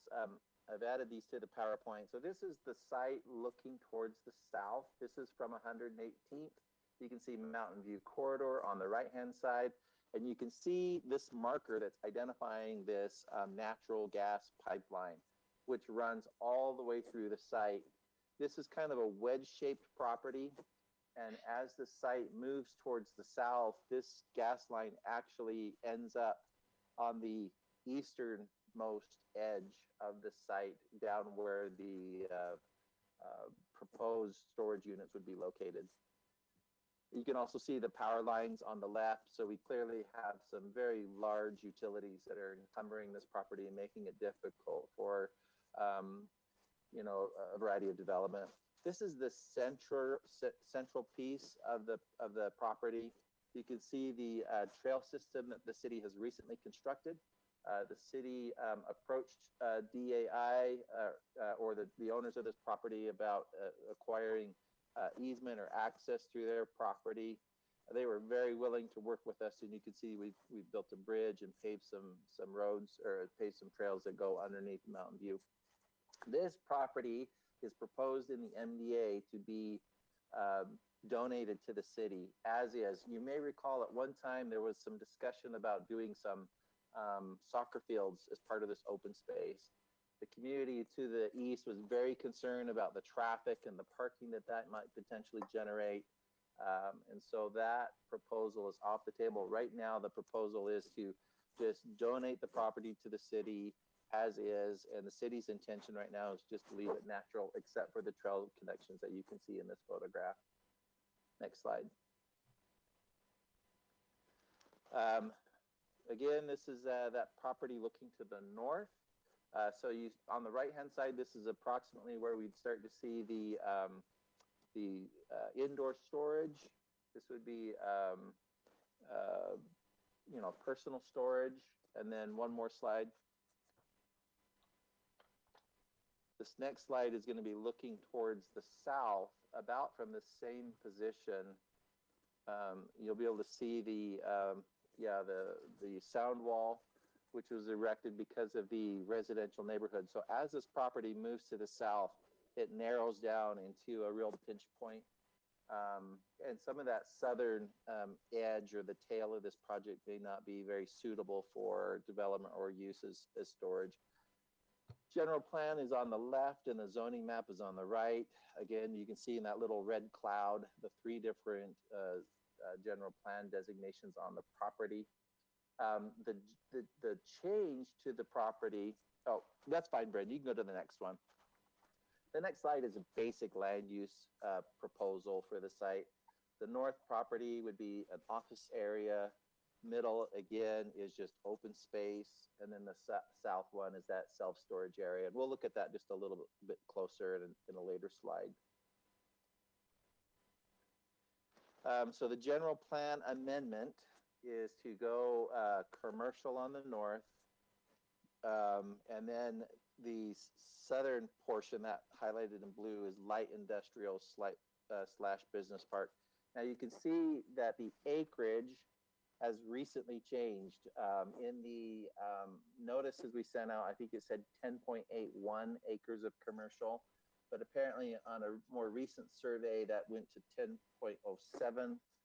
And then the light industrial area for storage actually increased from about 9 acres up to 11.14 acres.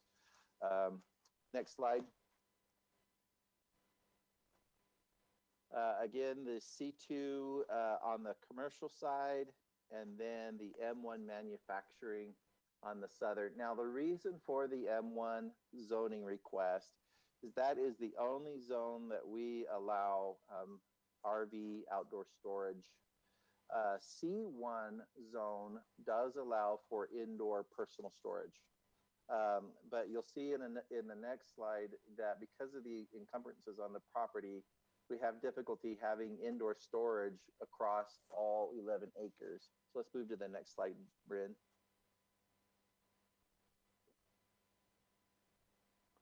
Actually, I think the next slide is going to show the C2 or the commercial area. Yeah, so this shows a little bit more details to what's going to happen here with this north office area.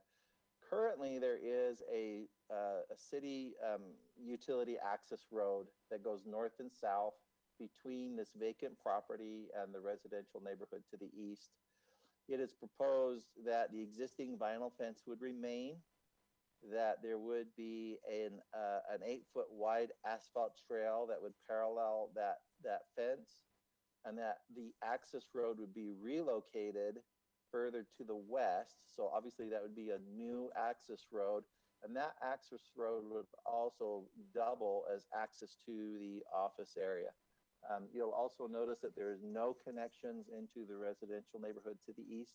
So this will all be self-contained. This is the portion to the, no, it's okay, the next slide. The M1s, yeah, down here in the M1. Now here where you can see, we've asked them to map out where are those areas that have those utility encumbrances and where they're proposing to do indoor storage and then the outdoor storage, the RV vehicles. So you can see this blue area is really showing the utility easement that is for the pipeline, the natural gas pipeline. You'll also see that there is a new public street access off of Mountain View corridor. That is something that still has to be worked on. That's addressed in the MDA. That's something that the city and the property owner have to work on together.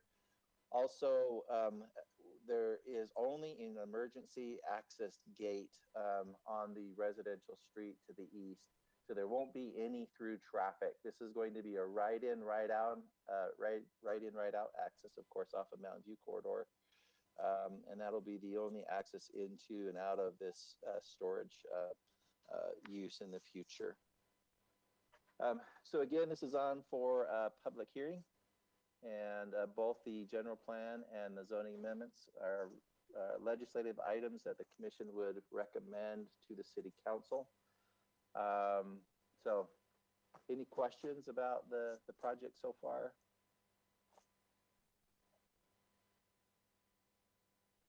I don't have any yet, but I will probably have a couple in a minute. And we do have some public comment that has been submitted already, and Wendy is prepared to read those at the time of the public hearing. All right, thank you, Michael. Any questions from anyone else on the Planning Commission for Michael? All right, then we'll turn to the applicant for any additional information they'd like to share.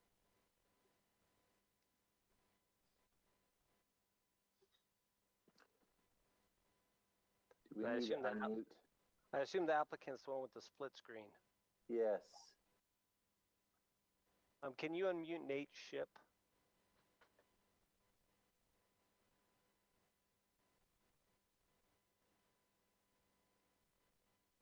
Hold on, Nate. They'll get you in 1 second, hopefully. How about now? Can you hear me now? We can. There we go. Fantastic. We appreciate the Planning Commission's time tonight. I'm in my office in the conference room. I apologize for the split screen, but I do have Andy Welch, who is the project manager, with me on this project, as well as, and he'll fade in and out of the picture, as well as Bruce Baird, my legal counsel, who will speak up if we need to ask any legal questions. I appreciate the time of the staff and their thorough review. This has been a project that we have spent years working with the neighborhood and the city council on. The only thing that I would add to the presentation that's been given so far is just to point out that the request of the city for that easement, where the improvements have already been made, we did in a gesture of good faith. We did allow for that to proceed with the improvements. It is subject to the approval of our plan, and we're excited to see this move forward. So, this is Bruce Beard. I add one thing. This development agreement has been carefully gone over with city staff, the city attorney, drafts literally as far back as August of last year. We've addressed it to the council on 3 or 4 of their pre-meetings before it gets to you. And we have addressed absolutely everything. And from my understanding, at the last pre-council meeting, they are confident that it's good. It's our standard MDA template that John and I created a long time ago.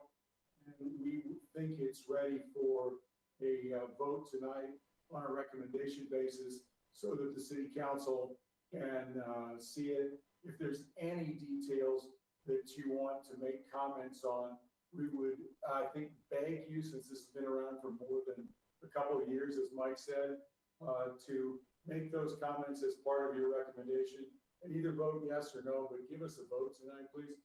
As Chairman Berbert said a minute ago, let's move things forward. Thank you, guys. Any other remarks from the applicant? No, not at this time. Thank you. All right, thank you. We will open the public hearing at this point, and it sounds like Wendy does have some remarks, and so we'll let her share those with us. Okay, it looks like we have one from somebody who's viewing the meeting named Glenn Larson. He says, from after the neighborhood meeting discussion, it looks like there is less open space and no parking access to the area. Can this be addressed? Why? The storage area is bleeding further into more houses' backyards. There was only a couple who didn't want improved area or said it was better unimproved if it means we keep more space. Is that closed, or will you talk to more in the community? Will any money be used for improvements to open space? There was no follow-up with neighbors after discussion, no proposals to them to address issues in person. If UDOT doesn't approve self-storage pullout area, public access from black powder in neighborhood is not acceptable. What should contingency be? Single level height restrictions should be a requirement for both properties as it's matched next to the neighborhood. How is buffering and beautification between park and storage area? Will there be trees for black powder and open space side? For both properties, will there be a requirement of material for 8-foot walls? Must improved area be solid? Please address continuity between Park Trail to Legacy Ranch Boulevard through Power Line Corridor in the Legacy Ranch area. Currently, there's a dirt trail in Legacy Ranch, and at one time the city was talking about continuing the trail through the open space along that space. For Business Park, no desire for new interchange with light since it's so close to Mountain View, and east-west traffic already in evening traffic already passes both entrances, exits to Copper Creek neighborhood. For Business Park, if traffic study shows a failing intersection, what other zoning would be possible? For Business Park, it doesn't make sense for buildings over 2 stories tall next to neighborhood. Can limitations be made? Much better than one major tall building. How do power lines limit the area? Property owners have been expecting this area from current general plan to be park and open area. How is it fair changing this after they build or bought, knowing the general plan? Are there other future power line easements on C1 business? Will there be any park strip or spacing between road, trail? Okay. We also have some others. I have an email from Don Perro.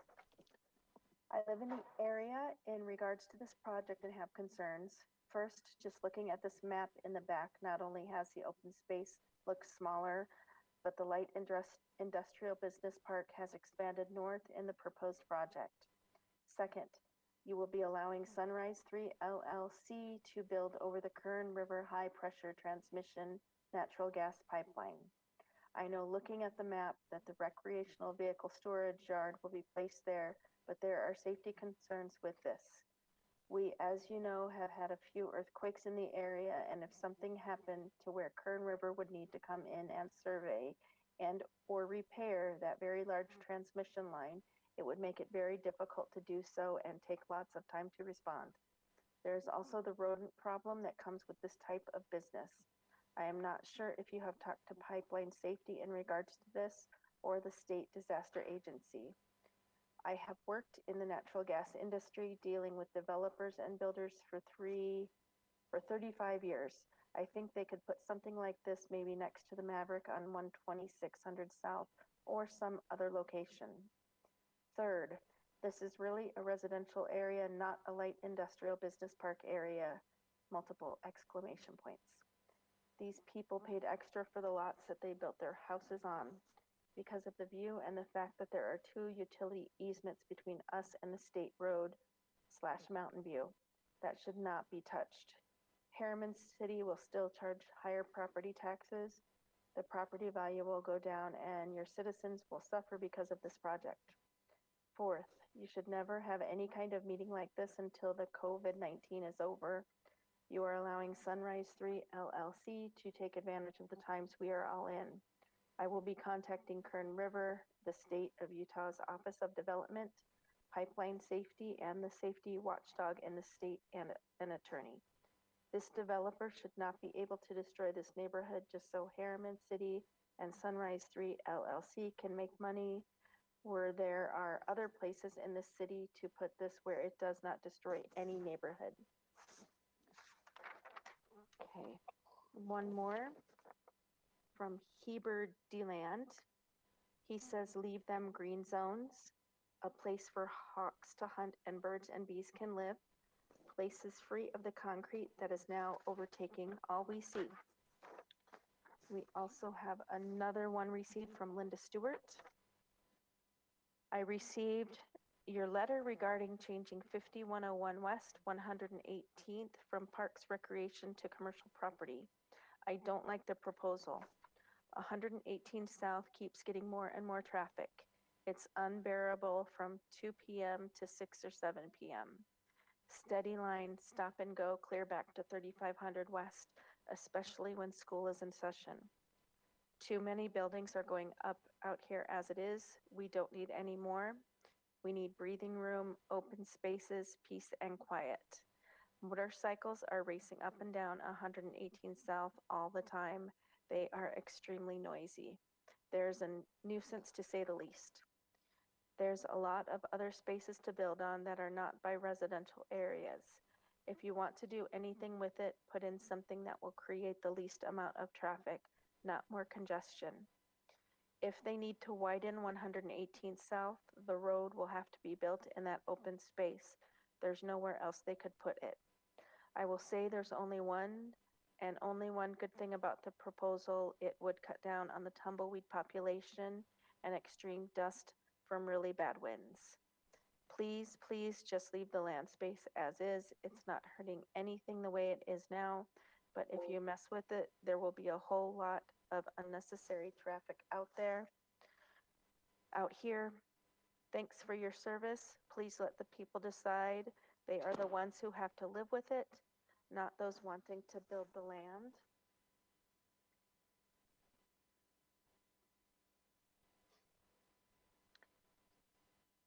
Is there any more, Wendy? I am looking right now to see.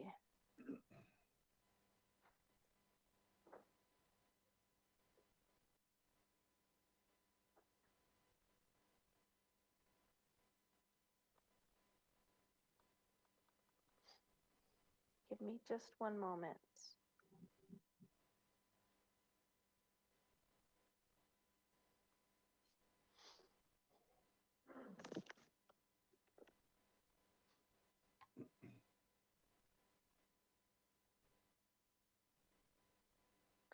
That is all I see.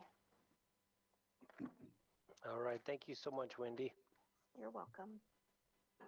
With no other remarks, we will close the public hearing at this time and turn to the Planning Commission to talk about this, which will be a recommendation to the City Council.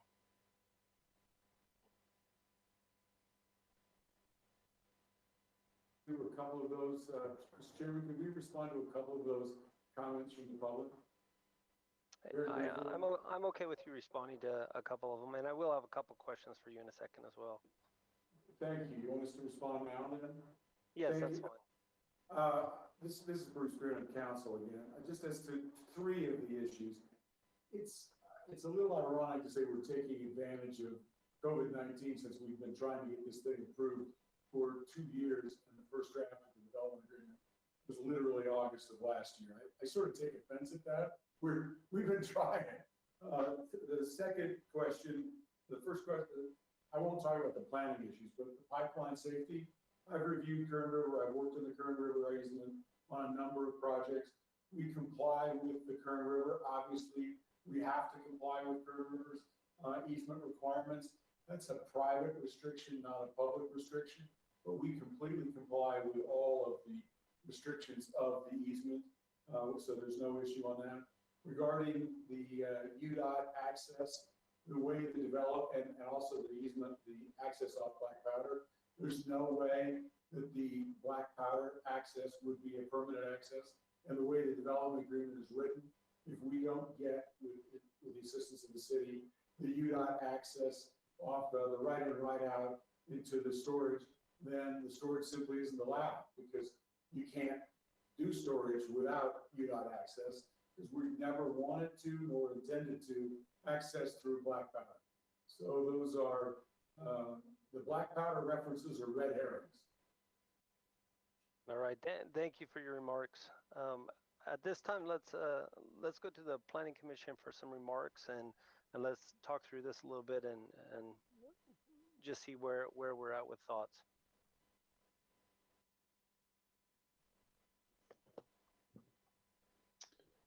From me, this is Brody. I think the usage for the irregular shape of the property is good. Where it lies along the Mountain View corridor, I think it's a good usage, to be honest. All right. A couple thoughts that I had, and I'll talk about the two a little bit differently. But from the indoor and outdoor storage area, the one thing that I do like, because granted, we got to keep in mind that there will be a freeway here at one point. I actually like the concept of the 8-foot walls around it. A little bit more of another sound barrier for this neighborhood. The question that I have is how much area, because I know there's a trail that goes back behind there, how much area between that 8-foot wall and then I guess where the adjoining neighborhood is, because I know there's a trail that'll go through there. I think it goes over maybe Midas Creek, a little bridge. I saw some pictures there. And then I know they referenced a 20-foot green area along the back of the fence farther up, but I'm just interested in seeing what it is as well down there. And I guess staff can look at that, but we can definitely get the applicant involved if we need them to clarify. Michael, are you still there? I am, and the applicant Nate can address this as well. But you can see on this exhibit that there's this white dashed line that is going north to south. That's the Rocky Mountain transmission line. That's so in between these properties, you still have the overhead power line corridor, and then the neighborhood. So there is quite a buffer between these land uses and the residential neighborhood. Now, Nate might know how wide that is, but Sure. I know the electric line, but I know we talked about a 20-foot buffer up above between the C2 zone and the neighborhood. Is there a 20-foot buffer on top of those power lines, or just the power lines at the section down below where the indoor-outdoor storage facility is? So you can see labeled on this map, it's got that 20-foot landscape buffer with an 8-foot asphalt trail, I believe, runs down the middle of that buffer. Isn't that correct, Nate? That's what you're envisioning? Yes, so as far as the buffering on the north end, what we're proposing to do is move the existing access road further west, creating a 20-foot buffer off of the property line, which is marked right now with a white vinyl fence in the backyards of the residents. In that 20 feet, we will be installing an 8-foot meandering trail. And to the west of that, we will then be relocating that access road and enlarging it to comply with the city standards, creating an additional buffer between the residential homes and any buildings that might be put in that C2 area. Okay, So Nate, can you clarify one thing that you just said, just so I understand? Because you said out of that 20 foot, you're going to have the trail within that. So is it going to be 12 feet of landscaping and then 8 feet of the trail? Or is it going to be 20 feet of landscaping with an 8-foot trail next to it? Yeah, I appreciate that. The 20 feet of buffer will have a 8-foot meandering trail. So it kind of, you can see a very light black line that runs kind of wiggly north, south in that 20-foot buffer area. That's meant to represent the trail. So there'll be a total of 20 feet. 8 feet will be under asphalt and the other 12 feet will be under landscaping, but it won't be a straight line. It'll be a meandering kind of back and forth. Okay, with thank you. With trees and a streetscape creating kind of an additional landscaping buffering within that. Okay, and since, yeah, no, it makes total sense. And since we're already up there, can we go back to the last picture? Sorry, I'm trying to make life harder for you, Brent. Where is the just to help me out? Where is the proposed building? Like an idea of where you're proposing? Is it on the east side, the west side? Just to give me a general idea of where you're thinking that the actual commercial building may be. So we get the pleasant opportunity of coming back to you again when we do our site plan. So we'll get to have that conversation of where we put it. It's anticipated right now, and we'll need your approval. I understand. Of course. And I'm do it. very So aware of that, yeah. what our intent though is that off of that, we will have a parking lot area, and back towards the west is where we'll try to put the buildings, is further to the west. Okay. I appreciate that. And the intent is to have more than one building in there, not just one. Oh yeah, that helps me out a lot. I really appreciate that, Nate. Hey, Chris, Yeah, you before you leave this figure, I got one quick question as well. If we do change the zoning to commercial, we're stating there that we got to leave that existing vinyl fence. But we just went through this before. Do we not have to change that to a precast wall? Because you've got commercial and, you know. Yeah, with the current ordinance, we are required to have a precast wall, so that is something that we'll have to figure out how that's going to work. So Mr. Chairman, may I chime in on that just because it is an issue that's been addressed? Sure. Just to give some context to why that says what it says, when I sat down with the powers that be to talk about how we could create an additional buffer for the residents based on the neighborhood meetings we had, we talked specifically about having a precast wall there, and the information and the comments that we got back were we would rather have more space than a solid precast wall. Our fence is good. We'd rather have more space. And I threw out, what if we, instead of spending our dollars on a new precast wall, what if we spent our dollars in building a trail and putting in this 20-foot landscaping buffer, and we move the road over and we create an additional 20 feet rather than do the fence? And the information that we got back through the comments and negotiating with the city council members was that that was good and that's what was preferable. And so in our development agreement, it calls out the ability for us to leave the existing fence as is, but requires us to do this additional improvement, giving the space rather than a wall. So I guess the development agreement will supersede the ordinance then, I guess, so everybody's clear then, right? Long answer to that answer, yes. Yeah. Okay. Okay. All right. I appreciate that. Can we maybe move down to the lower section and you can help me to understand the buffer between the residents and how that's designed down there as well? Yes, of course. So on this map, off of the residence, we have the Rocky Mountain Power easement. It's showing in white, and there's an existing tot lot that's under those easements now. It's also being shown there. You can see it depicted on the drawing. That will remain. I believe the width of that corridor is just over 50 feet. I haven't verified that this evening, though. I may be wrong.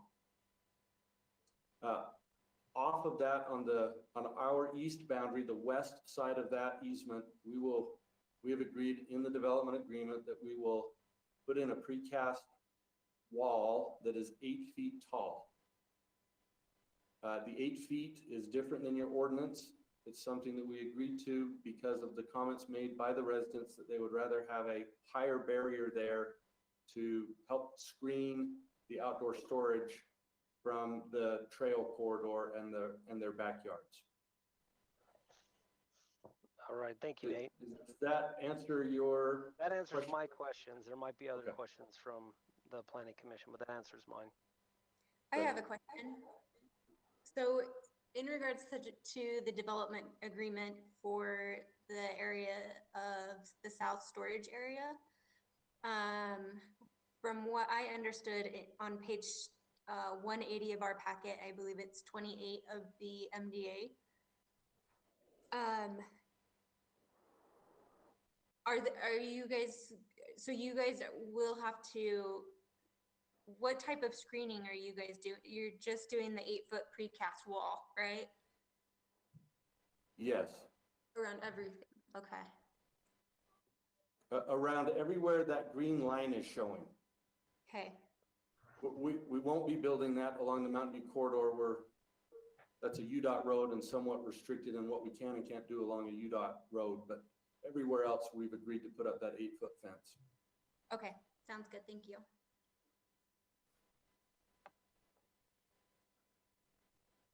Any other questions? Since we're in this area, I don't know, we haven't talked about the indoor storage yet, what that looks like. Yep. What that, And I know it's going to come back on that, Jackson, at this point, but do you have maybe a specific question? Yeah. Yeah, the initial site plan. Yeah, because I think we'll have a lot more insight to it at that point. Is there any questions in regards to the changing with the commercial, to the commercial and the M1 zone specifically for these two areas? Chris, I might ask here, who owns where's the property between the M1 and the C2? There's that, there's the open space, but then there's some other property there. What's that property? I'd be happy to add some clarity to that. If Bryn, you could go back to the overall map that showed, yes. So that white area just to the south of the red, north of the green, is that what you're referencing? Correct. That property is owned by UDOT, and it's a detention basin for the storm drainage water coming out of the Mountain View corridor. Not an easy property to deal with, is it? Yes, that's a correct statement. A loaded question. I mean, I know there's no way, but I would love if we could pull the access from 118th down through and move the front. I don't like the on and off, the right in, right out on Mountain View. I mean, that scares me. We've got so many access points on Mountain View right now, and I know eventually it'll be frontage road to the freeway, but I hate that right in, right out. I know, again, I don't know what else you do with it at this point. Well, that'll be the only access between 126th and Anthem Park Boulevard for that whole stretch there. If you look at that, so that's not a bad situation to have, just the one right in, right out through that whole reach. Yeah, I think long term it'll benefit our community, but I think short term we just want to make sure there's enough pull off on the side for it not to become a safety issue, because we've seen this is got a speed limit of I think 55, and I've seen 80 going down through there. So we just want to make sure it remains safe. Yeah, you don't worry about it right in some right turn pockets and stuff for them. Yeah, for sure. There's actually a provision that requires us to take care of that. Yeah. We actually will have to deal with that with UDOT to make sure that there is a safe right in, right out with an accel and a decel lane. And that's why there's stacking on the private street that we had to put in. So all of those things that have to be coordinated with UDOT for maximum safety at that location. Yeah, it didn't look like you only had an acceleration lane. It didn't look like you had an acceleration lane coming out of it, but again, that'll be worked through with UDOT. So yeah.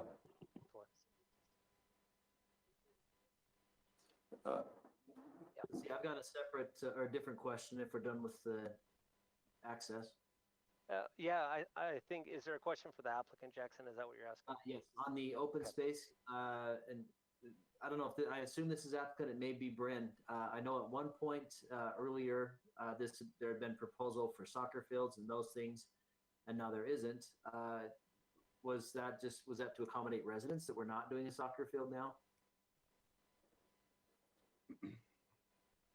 I'll answer that. The answer is yes.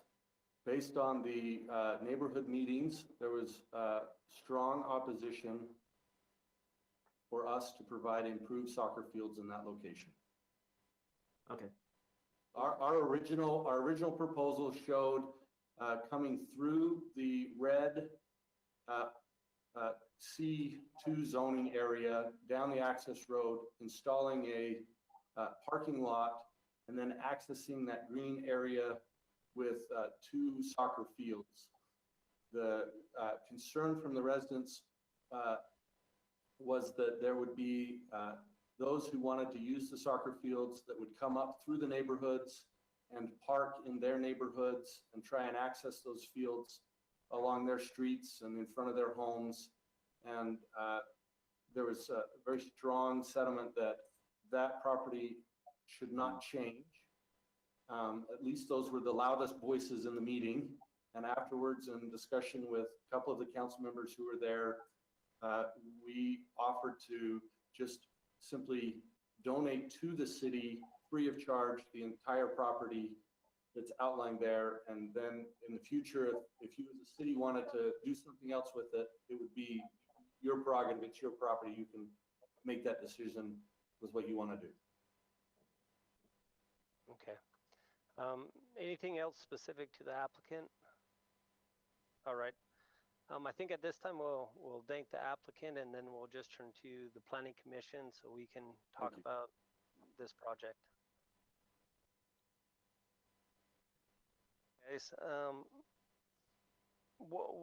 obviously this is just a recommendation, with 4.1 being the first item. And just for the public who may still be listening in, public comment has been closed, the public hearing portion of this. So if additional public comments are sent to Wendy or the planning commission, those will not be heard at this time. So just the first item, which is the general plan amendment to amend the future land use map of property from parks and recreation to commercial, and from open space to light industrial, which is 4.1. What are some of the overall thoughts, or because I know some of my concerns with at least the indoor and outdoor storage have been addressed. I think between the 8-foot wall and the 50 feet in between, I actually believe it'll provide a pretty substantial buffer long term with a lot of the traffic sounds and things that will be coming through there. I overall think that it seems to serve a pretty good purpose with this location and what it is, but I want to hear feedback from the rest of the planning commission. Yeah, I agree. I think this makes sense from my perspective. I concur. Yeah, and this is Andy. I concur. I think this is good use of this property. It's like's been stated, it's an odd shaped. I just think it makes sense to be used as being proposed. Sounds like they've been working on it a long time as well. So yeah, I agree too. You know, it's going to be a freeway in the future. It's I think it's a good use of the property, and there is a good buffer between that use and residential, in my opinion. And maybe another quick comment about that is, you know, this is the zoning change and whatnot. When they do come back for, you know, the final development, that's times if buildings are too tall or whatever, we can work with them in those conditions as well. If we don't, right? So, and maybe one other comment. I don't know, Chris, you mentioned that we're not taking public comment anymore, but will the city council take public comment again on this? Is it a public hearing for the city council, Bryn? It is not technically a public hearing at city council, but they can make public comment during the public comment portion of city council. Okay, so just so those that maybe are trying to make comments at this time, there will be an opportunity to do that again. And we as this body will be making a recommendation to the city council. The city council will, in essence, be making the final decision on if this will be rezoned. Okay. And so, a couple. So, is there any other comments, at least on the indoor and outdoor storage or the below area? Okay.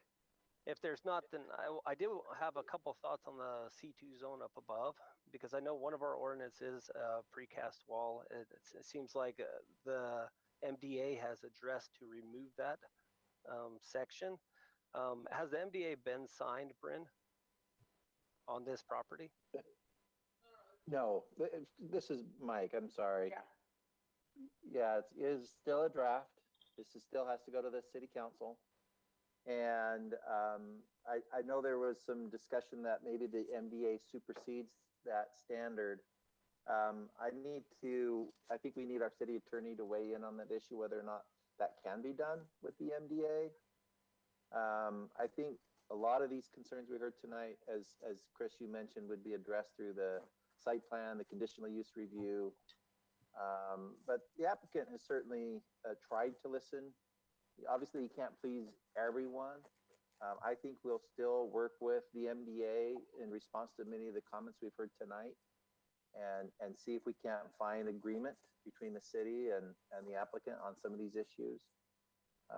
But I'm not sure that the MDA can just flat out just supersede those fencing standards. I don't know if John is able to respond to that now, or if he wants to consider it and advise the city council in the future. I don't know, John's still. Yeah, I think I'll advise the city council in the future, but my general take is the answer is no. It cannot supersede an ordinance. Okay. Okay, and the other thing that I had thoughts about is I do like the 20-foot green space, if you want to call it, with the trail, but to be realistic, that really just, to me, is what we really require in a lot of commercial entities anyway. We're just moving it to the west side of the property because we require certain landscaping and certain obviously having trails and or not so much trails, but sidewalk and other things like that occur a lot. So to me, it is something nice because it continues the path from down below, but I don't know if it is something that would outweigh the need for a precast wall. Now, one of the thoughts that I did have is putting that precast wall on the other side of the 20 feet, where you have their vinyl fences, 20 feet of green space and a trail, and a precast wall that maybe has a walkthrough for those that may be working at those different office buildings, that they can actually enjoy the trail at lunch as well. And that's where a lot of my mind went with this, because I think it's pretty common for us to require landscaping, just like Bullfrog, where they have the trail that goes along the front of theirs that we're requiring, and the landscaping and everything else. And then the other thought I had is if and this is all recommendations because I'm not sure some of the city council's opinion on this, but at 2 stories, I think we're pretty safe with some minimal landscaping and trees and things like that. If it gets anywhere above 2 stories, which is possible it can, and something that's off Mountain View, I don't think is out of the ordinary to have something above that. But if it is something that becomes more, I think we need taller trees that are located in the west side of the property to protect those residents as well from the offices. And that's where some of my thoughts went to. Overall, I think it's a good use. We need to have those things that may have a little more traffic on the different traffic corridors or the larger roads like Mountain View. And so to me, a lot of this development makes a lot of sense for our city. So if there's other opinions or thoughts on this, I'd like to hear them. I've got a couple thoughts, Chris, on having the park general plan had it to the north where the C2 is. Having a park right on a street that's as busy as 118th, I think, is actually a little scary for me. I think having the park down where it's at is safer. So I like having that park moved down off of 118th. I think that is a good or a better location for a park. So when kids are playing in the park or whatever that park becomes, it's a safer location for that park. Another interesting interesting item in moving the park is that as the freeway does come through, there'll have to be more sound wall around the park. I think it's more stringent around a park than it is even around residential, if I remember right, Andy. That's correct. So there'll be even more. It'll be a better sound wall for the residents off of Mountain View with where that new park location is at. Yeah. So I think that helps. I think it's kind of a nice benefit having that park where it's at in this plan. There's some good benefits to it. And then having the C2 as a buffer between a freeway and the residential because ultimately the freeway is going to be much worse than if there was just a park there, or just other things there. Having that buffer use between residents and freeways, I think, helpful.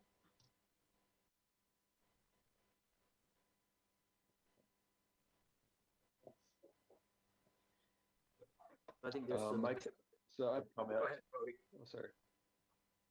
I was just going to say, I'm not a huge fan of the precast wall, putting it everywhere.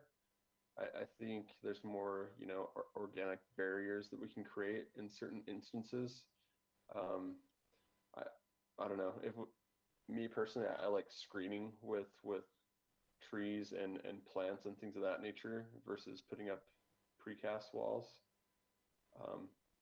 So for me, I get where our ordinance says we should have a precast wall in between commercial and residential, but still, I personally feel that in some instances, if there's more a natural barrier that could be used, that would be my preferred method.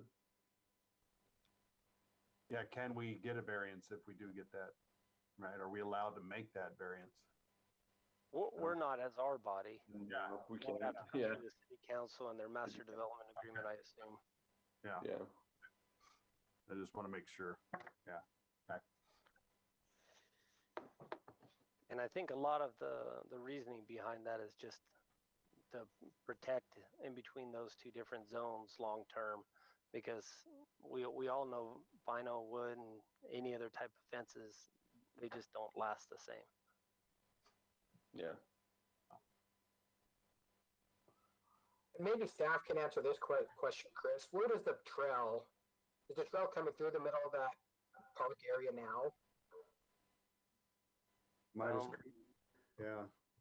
Bryn, do you know where, or Michael, do you know where the trail is as it goes north? Because I actually haven't gone on that trail north. I've only gone on it south from where it comes through under the bridge. My impression is that I thought maybe there might be additional trail connections in the future. You saw the photograph of what we recently have built, but I could be wrong on that. Maybe what's been built is it. But can we go to the photo of I think it was going down south. It was the field. It had the gas line on it. It had the picture of the gas line, because I was wondering if no, it's this one. I'm wondering if no, I guess you can't see a trail from here. That's just the fence line. So from here you can't see any trail at all. So I'm looking at Google Earth. There is no trail north that connects in. Right now, So I was on it a couple days ago. So there is a trail that starts to go north where that bridge is. There's one that goes south, north, and then cuts right into the neighborhood. So you see, there's one left that starts going north. If you go farther up, it goes left and goes into the neighborhood. And if you or you can go right and it goes all the way back towards 126. And so I didn't go left over the bridge, so I can't tell you what's over there. Yeah, it goes left. It goes over the bridge, and then you make a hard right to get into the neighborhood. But that does continue a little bit to the north, but then it ends. It doesn't. Okay, so it doesn't go very far right now. Go very much further. Does that split the property then between the two zones that we're looking at? I'm trying to figure, because I can see Midas Creek on the map too. Yeah. I'm just trying to figure. But I think what's happening is the property between the commercial, the proposed commercial, and the light industrial, we can put the trail wherever we want, because that's going to be given to the city. We can put it as it goes through that little park area or as it veers over. Now, the only section that sounded like what they were going to do is they were going to put in the 20 feet closest to the fence of the residents, they were going to put an 8-foot path, and that's where they were going to connect it, 118. Right.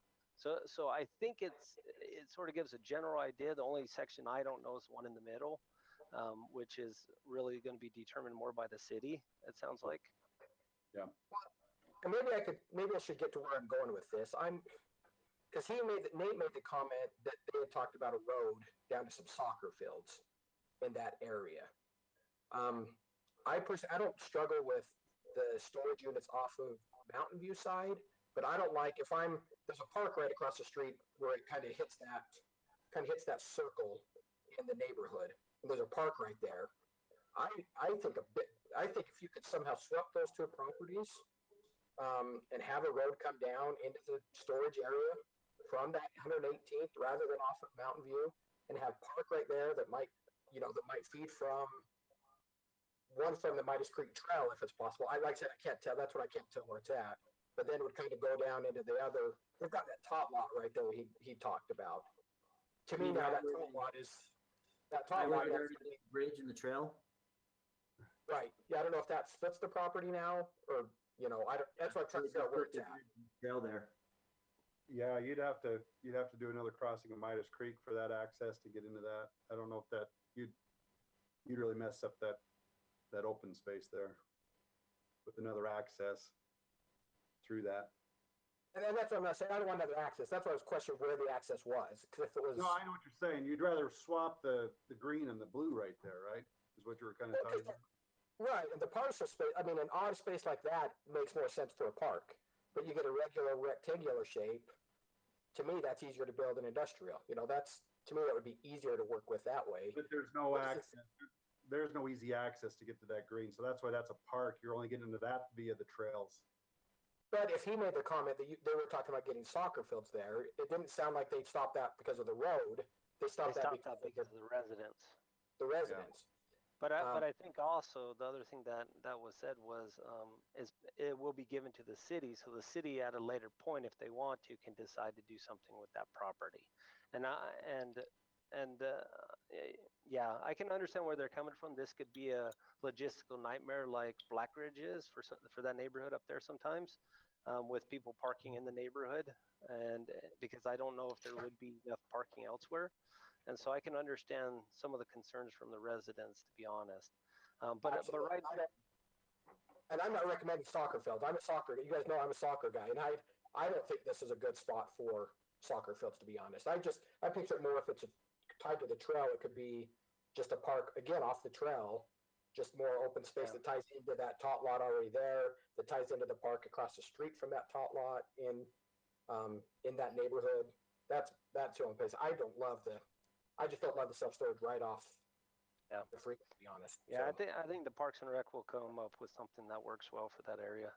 I'd rather that than an access through the middle of that parcel.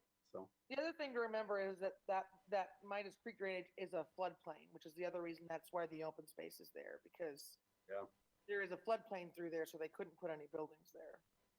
Okay. Like I said, I was just trying to make sure I understood the options then, and I figured they were in a tough position for sure. No, in Mountain View, like you say, once that becomes a freeway, now these are going to be your one-way frontage roads. So technically, the speeds are supposed to be reduced. You're right; it's going to have a little tighter fill. You're not going to, as you come off from these frontage roads. So you'll have your freeway in the middle, and these will be lower speed frontage roads on the sides with all the access. And I agree. From if I'm looking from the Mountain View towards. If we're looking from the Mountain View side, it's congruent. But if I look from the backside, from the neighborhood towards this, I don't think that's congruent. I don't think the storage area is congruent with that neighborhood right there. That's more, I'm looking from the neighborhood side of things where, I mean, they've got it's a circle where it looked like more neighborhood would be, and now they're going to have an 8-foot wall next to a tot lot. I just don't think that is necessarily congruent. We're up up Mountain View more, it would be away from that a little bit. Like I said, I'm looking for the other side, I guess, too. So yeah, and I guess we do have storage units all over adjacent to residential, right? I mean, that's pretty common. Yeah. But let's go back to item 4.1, which is looking for a motion for the general plan amendment to amend the future land use map for 10.81 acres of property from Parks and Rec to commercial, and 11.14 acres from open space to light industrial. So at this time, are there any more items directly related to whether changing this through the recommendation to City Council to change this? Are there any other concerns or thoughts that we need to continue to talk about, or are we ready to make a motion of recommendation or not recommending this? So I got just a clarification. Didn't they mention that the 10.81 here is not correct? It's 10.08. Is that what it was that I thought I saw during the presentation? That there was a 10.07. And again, we're going to double check that legal description that came to us on Monday. Okay. And maybe that's not. We've advertised everything as approximate, but like I said, we'll have a final number when it goes to city council. Yeah. So like I said, that may not be important. I didn't know, but I think that 10.81 is not correct, right, from what they were saying. So right. Okay. I think it makes sense. I think we should move forward with it and pass it up to council. Yep. All right, then I'll look. Anyway. So. I'll look for this body for a recommendation to the city council, a motion for. I'd like to make a motion for item 4.1 to recommend approval to city council. I'll second. A motion by Adam and a second by Jackson, and we'll call for a vote here with Jackson. Yes. Brody? Yes. Adam? Yes. Heather? Yes. Lauren? Yes. And Andy? Yes. All right, thank you guys. We'll move on to 4.2. I don't know if there's any additional items we need to address with this. I'm wondering if we need to open another hearing on 4.2. There's no public hearing. Oh, there is a public hearing noted. Okay. Yeah. Yeah, and 4.3. Okay, I have those marked. So at this time, just with due process, Michael, is there any other items that you need to share on this from the staff? No, as I mentioned, the M1 zone currently has a zoning condition that restricts land uses. We had talked about perhaps we may want to consider zoning conditions regarding height. You had indicated that perhaps that would be better addressed during the development review process. But bear in mind that if it's specified in the ordinance, essentially the developer is allowed to meet those maximums. M1 has no maximum height. C2 has a maximum height of 45 feet. And again, even if you don't make a recommendation on that point, that is something the city council could still consider adding a zoning condition that address height or putting into the MDA. And I think from this body, we should at least give a recommendation on if we believe it should stay under a certain height, just so that they can look at it from their perspective and also know that from our perspective, we believe it should be limited or not. Yeah. I think we should limit it, but I don't know what to limit it to. Yeah, I'm also thinking how large those power lines are. And then I'm trying to think of other areas that are adjacent to residential and what the heights of some of those are and the impact. And so I think there's a lot of factors to think, but yeah. And see, for me personally, I also look at it from the perspective of, is it going to be on the corner of Anthem Parkway and Mountain View Corridor, or is it going to be on the corner of Anthem Parkway and the residence? You know what I mean? It's got to be on that corner next to the residence, because you've got the power lines, and then you've also got that gas line corridor. They can't build the gas lines is closer to Mountain View, so they have to build their commercial building on that east side of that lot. Yeah, it's going to have to be up close. Yeah. So that's why I think we can limit it to two stories. You may want to just ask the applicant, like I said, they have been thinking about this. We just didn't kind of mature that part of the conversation to a point where we included it, in the notice or in the recommendation. Sure. And I think, the applicant is next in line after staff. So we definitely will turn the time over to the applicant if we don't have any questions for staff at this point. All right, then the applicant, if there's any more information in regards to the rezone from A1 to C2 and M1, share any additional information you'd like to. We need to mute Nate if he's muted. We can't hear you. You might be self-muted as well. There we go. There we go. I think I clicked the unmute when I was muted. Apologize. So in regards to the height conversation, we've had a couple of different ongoing conversations with the staff and with some of the neighbors. The thought on that is that if we are able to mass our building on the far north side of the property as far to the west as we can and do the rest in parking, we actually protect better some of the view corridors that those residents are enjoying. And on the other hand, if we keep our buildings lower, then there'll be more of them, but maybe it's lower, and so it doesn't affect the view corridor as much.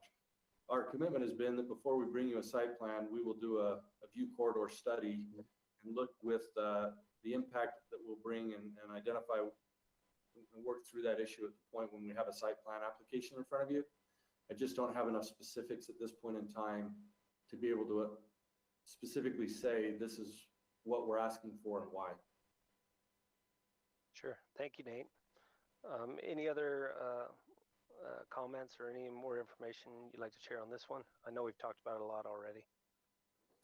No, not unless you have some specific questions for me. Okay. Any specific questions for the applicant at this time? All right. Well, thank you, Nate. And then at this point, we will open the public hearing. And Wendy, I think there were some additional comments that came in after the first public hearing that could be relevant to this.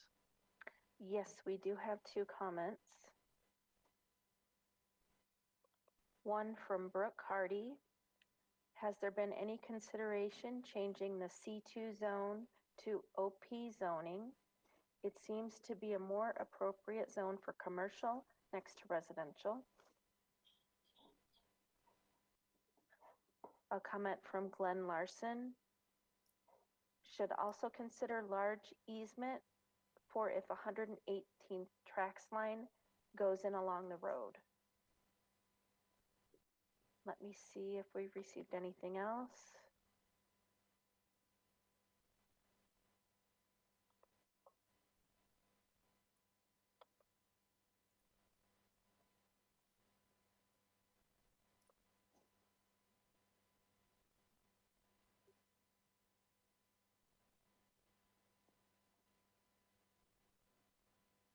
We do have another one from Glenn Larson. We want zoning conditions regarding height should be limited being adjacent to residential. He said buildings were right next to the homes because of the gas lines. Lots of concerns regarding tall buildings. Lower may add more sound barrier in C2.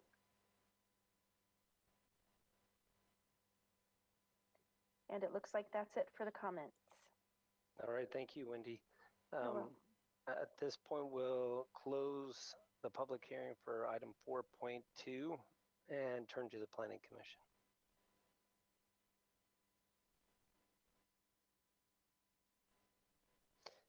I look from the perspective of height that a typical home can be 2 stories. So it's easy to say that it could be at least 2 stories. The question is, do we give recommendations that we consider 3 or 4 appropriate? I don't think anything over 4 makes a lot of sense, especially in this area. But is there a reason to allow for 3 or 4 stories? And I think that's the real question. We're limited to 3. Before we discuss, I just want to make sure, I know this invite said that it's going to close at 10. We're not going to run out of time IT wise, are we? No, we're good. Okay. Jackson, did you have a remark? At 45 feet, that limits us to 3 stories. Okay. Okay. And that's what the limit is right now in that zone. Yeah. You can't really squish that many floors into 45 feet unless you're 10 foot over, and then you would be that's residential use only, which we aren't, which this isn't. So yeah. Yeah. I'm trying to think what office space we have in the city right now, which is very limited. I think there's by Silvercrest, there's the offices, which is orthodontist and eye doctor, That's which just is 2 floors. yeah, and that one's Yeah, those are 2-story. City Hall. City Hall. So, but yeah, I really would like to see, because the height really for me is more determined based on the location on this lot. Because if you got 50, 60, 75 feet between where the residents are and the office is, and then they have 35-foot trees that are estimated to grow in certain areas there, it sort of changes the perspective a little bit versus, okay, it's right against these residents. Because like down in Provo, there's a couple areas where the old doTERRA building was, and it's, I think, 4 stories, and there's residents right behind it, and the impact it does and doesn't have as well. And so I think it really, some of those questions to me are I would not feel comfortable with anything over probably that 45 feet Jackson mentioned, unless there's additional distance or something that mitigates the impact that it could have on these residents.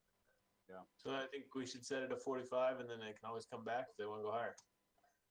Well, if we just leave it as C2, then it's 40, limited to 45 already. Yeah, it's already there. Perfect. But there is no limit in the M1. Oh. And M1 is the indoor and outdoor storage. Right. And I think we do need to make a limitation there, obviously. And I think we should keep it the same, and then we can always look at it if they, I mean, he doesn't even know what he wants to put there, so. Yeah, with the indoor. So I think I think that makes sense, at least in my mind. As far as no height limitation in M1? No, the 45 feet. No, putting it 45 for M1. The recommendation to limit it to 45 to the city council. Yeah. And then one of the residents mentioned another zone. Bryn, do you remember what zone it was she mentioned and what the difference is between the C2 and that zone? The OP zone, the professional office zone. I was looking at it. We don't have a lot of it, honestly. So the difference is, though, I mean, the biggest difference I can see in the ordinance is that there is basically no design criteria in the OP zone, where we have all the design criteria in the C2 zone. Okay, so at this time, I feel more comfortable with C2. Yeah, I feel more comfortable with C2 at this point then. And you can still put a ZC on the C2, you know, that it's office or, you know, but. Yeah, so I think that probably is a recommendation to be made. Obviously, that's their intentions, but Right. I think just the recommendation to limit it to an office building in this particular Z2 zone, zoning condition, I think would be something we probably want to voice in this meeting when we make the motion. At this point, with the public hearing closed, I'm open for a motion from this body. I'd like to make a motion. I recommend to city council approval with staff's 2 recommendations with 2 additionals, that the C2 have a ZC of office space only, and that the M1 has a ZC that has a 45 maximum height, sorry, maximum. Minimum, huh? We're going tall. I'll second that. All right, Adam, and we'll give it to Heather. So motion by Adam, second by Heather, and then we'll call for a vote with Andy. Yes. Heather. Yes. Lauren. Yes. Brody. Yes. Jackson. Yes. And Adam. Yes. All right, and then we'll move on to 4.3, which is also on for a public hearing, and this is a rezone for the property from AMSD to C2, and the applicant is actually Herriman City, so that will be, staff will share twice if they want. How many times can you say AMSD at 10 o'clock at night? So this Was that not Steve is you were just saying? this is PowerPoint is asleep. This is again the Automobile property, and there's the C2 commercial property in the front. And when we zoned this, we kind of guessed at the depth of the commercial property, not really knowing how it was going to lay out. They've now submitted a plat, which you can kind of see laid in here, and have users, that they're talking to on all these lots. So we just need to adjust the commercial zone north a little bit. What did we determine it was? It's about 130 feet, It's actually 6.38. a little more. It's like 210. I misspoke. Oh, okay. Yeah. So About about 6.5 acres north. Just reduce the auto mall zone and increase that C2 zone. Because as you remember, in the auto mall zone, there is nothing else allowed besides the auto dealers.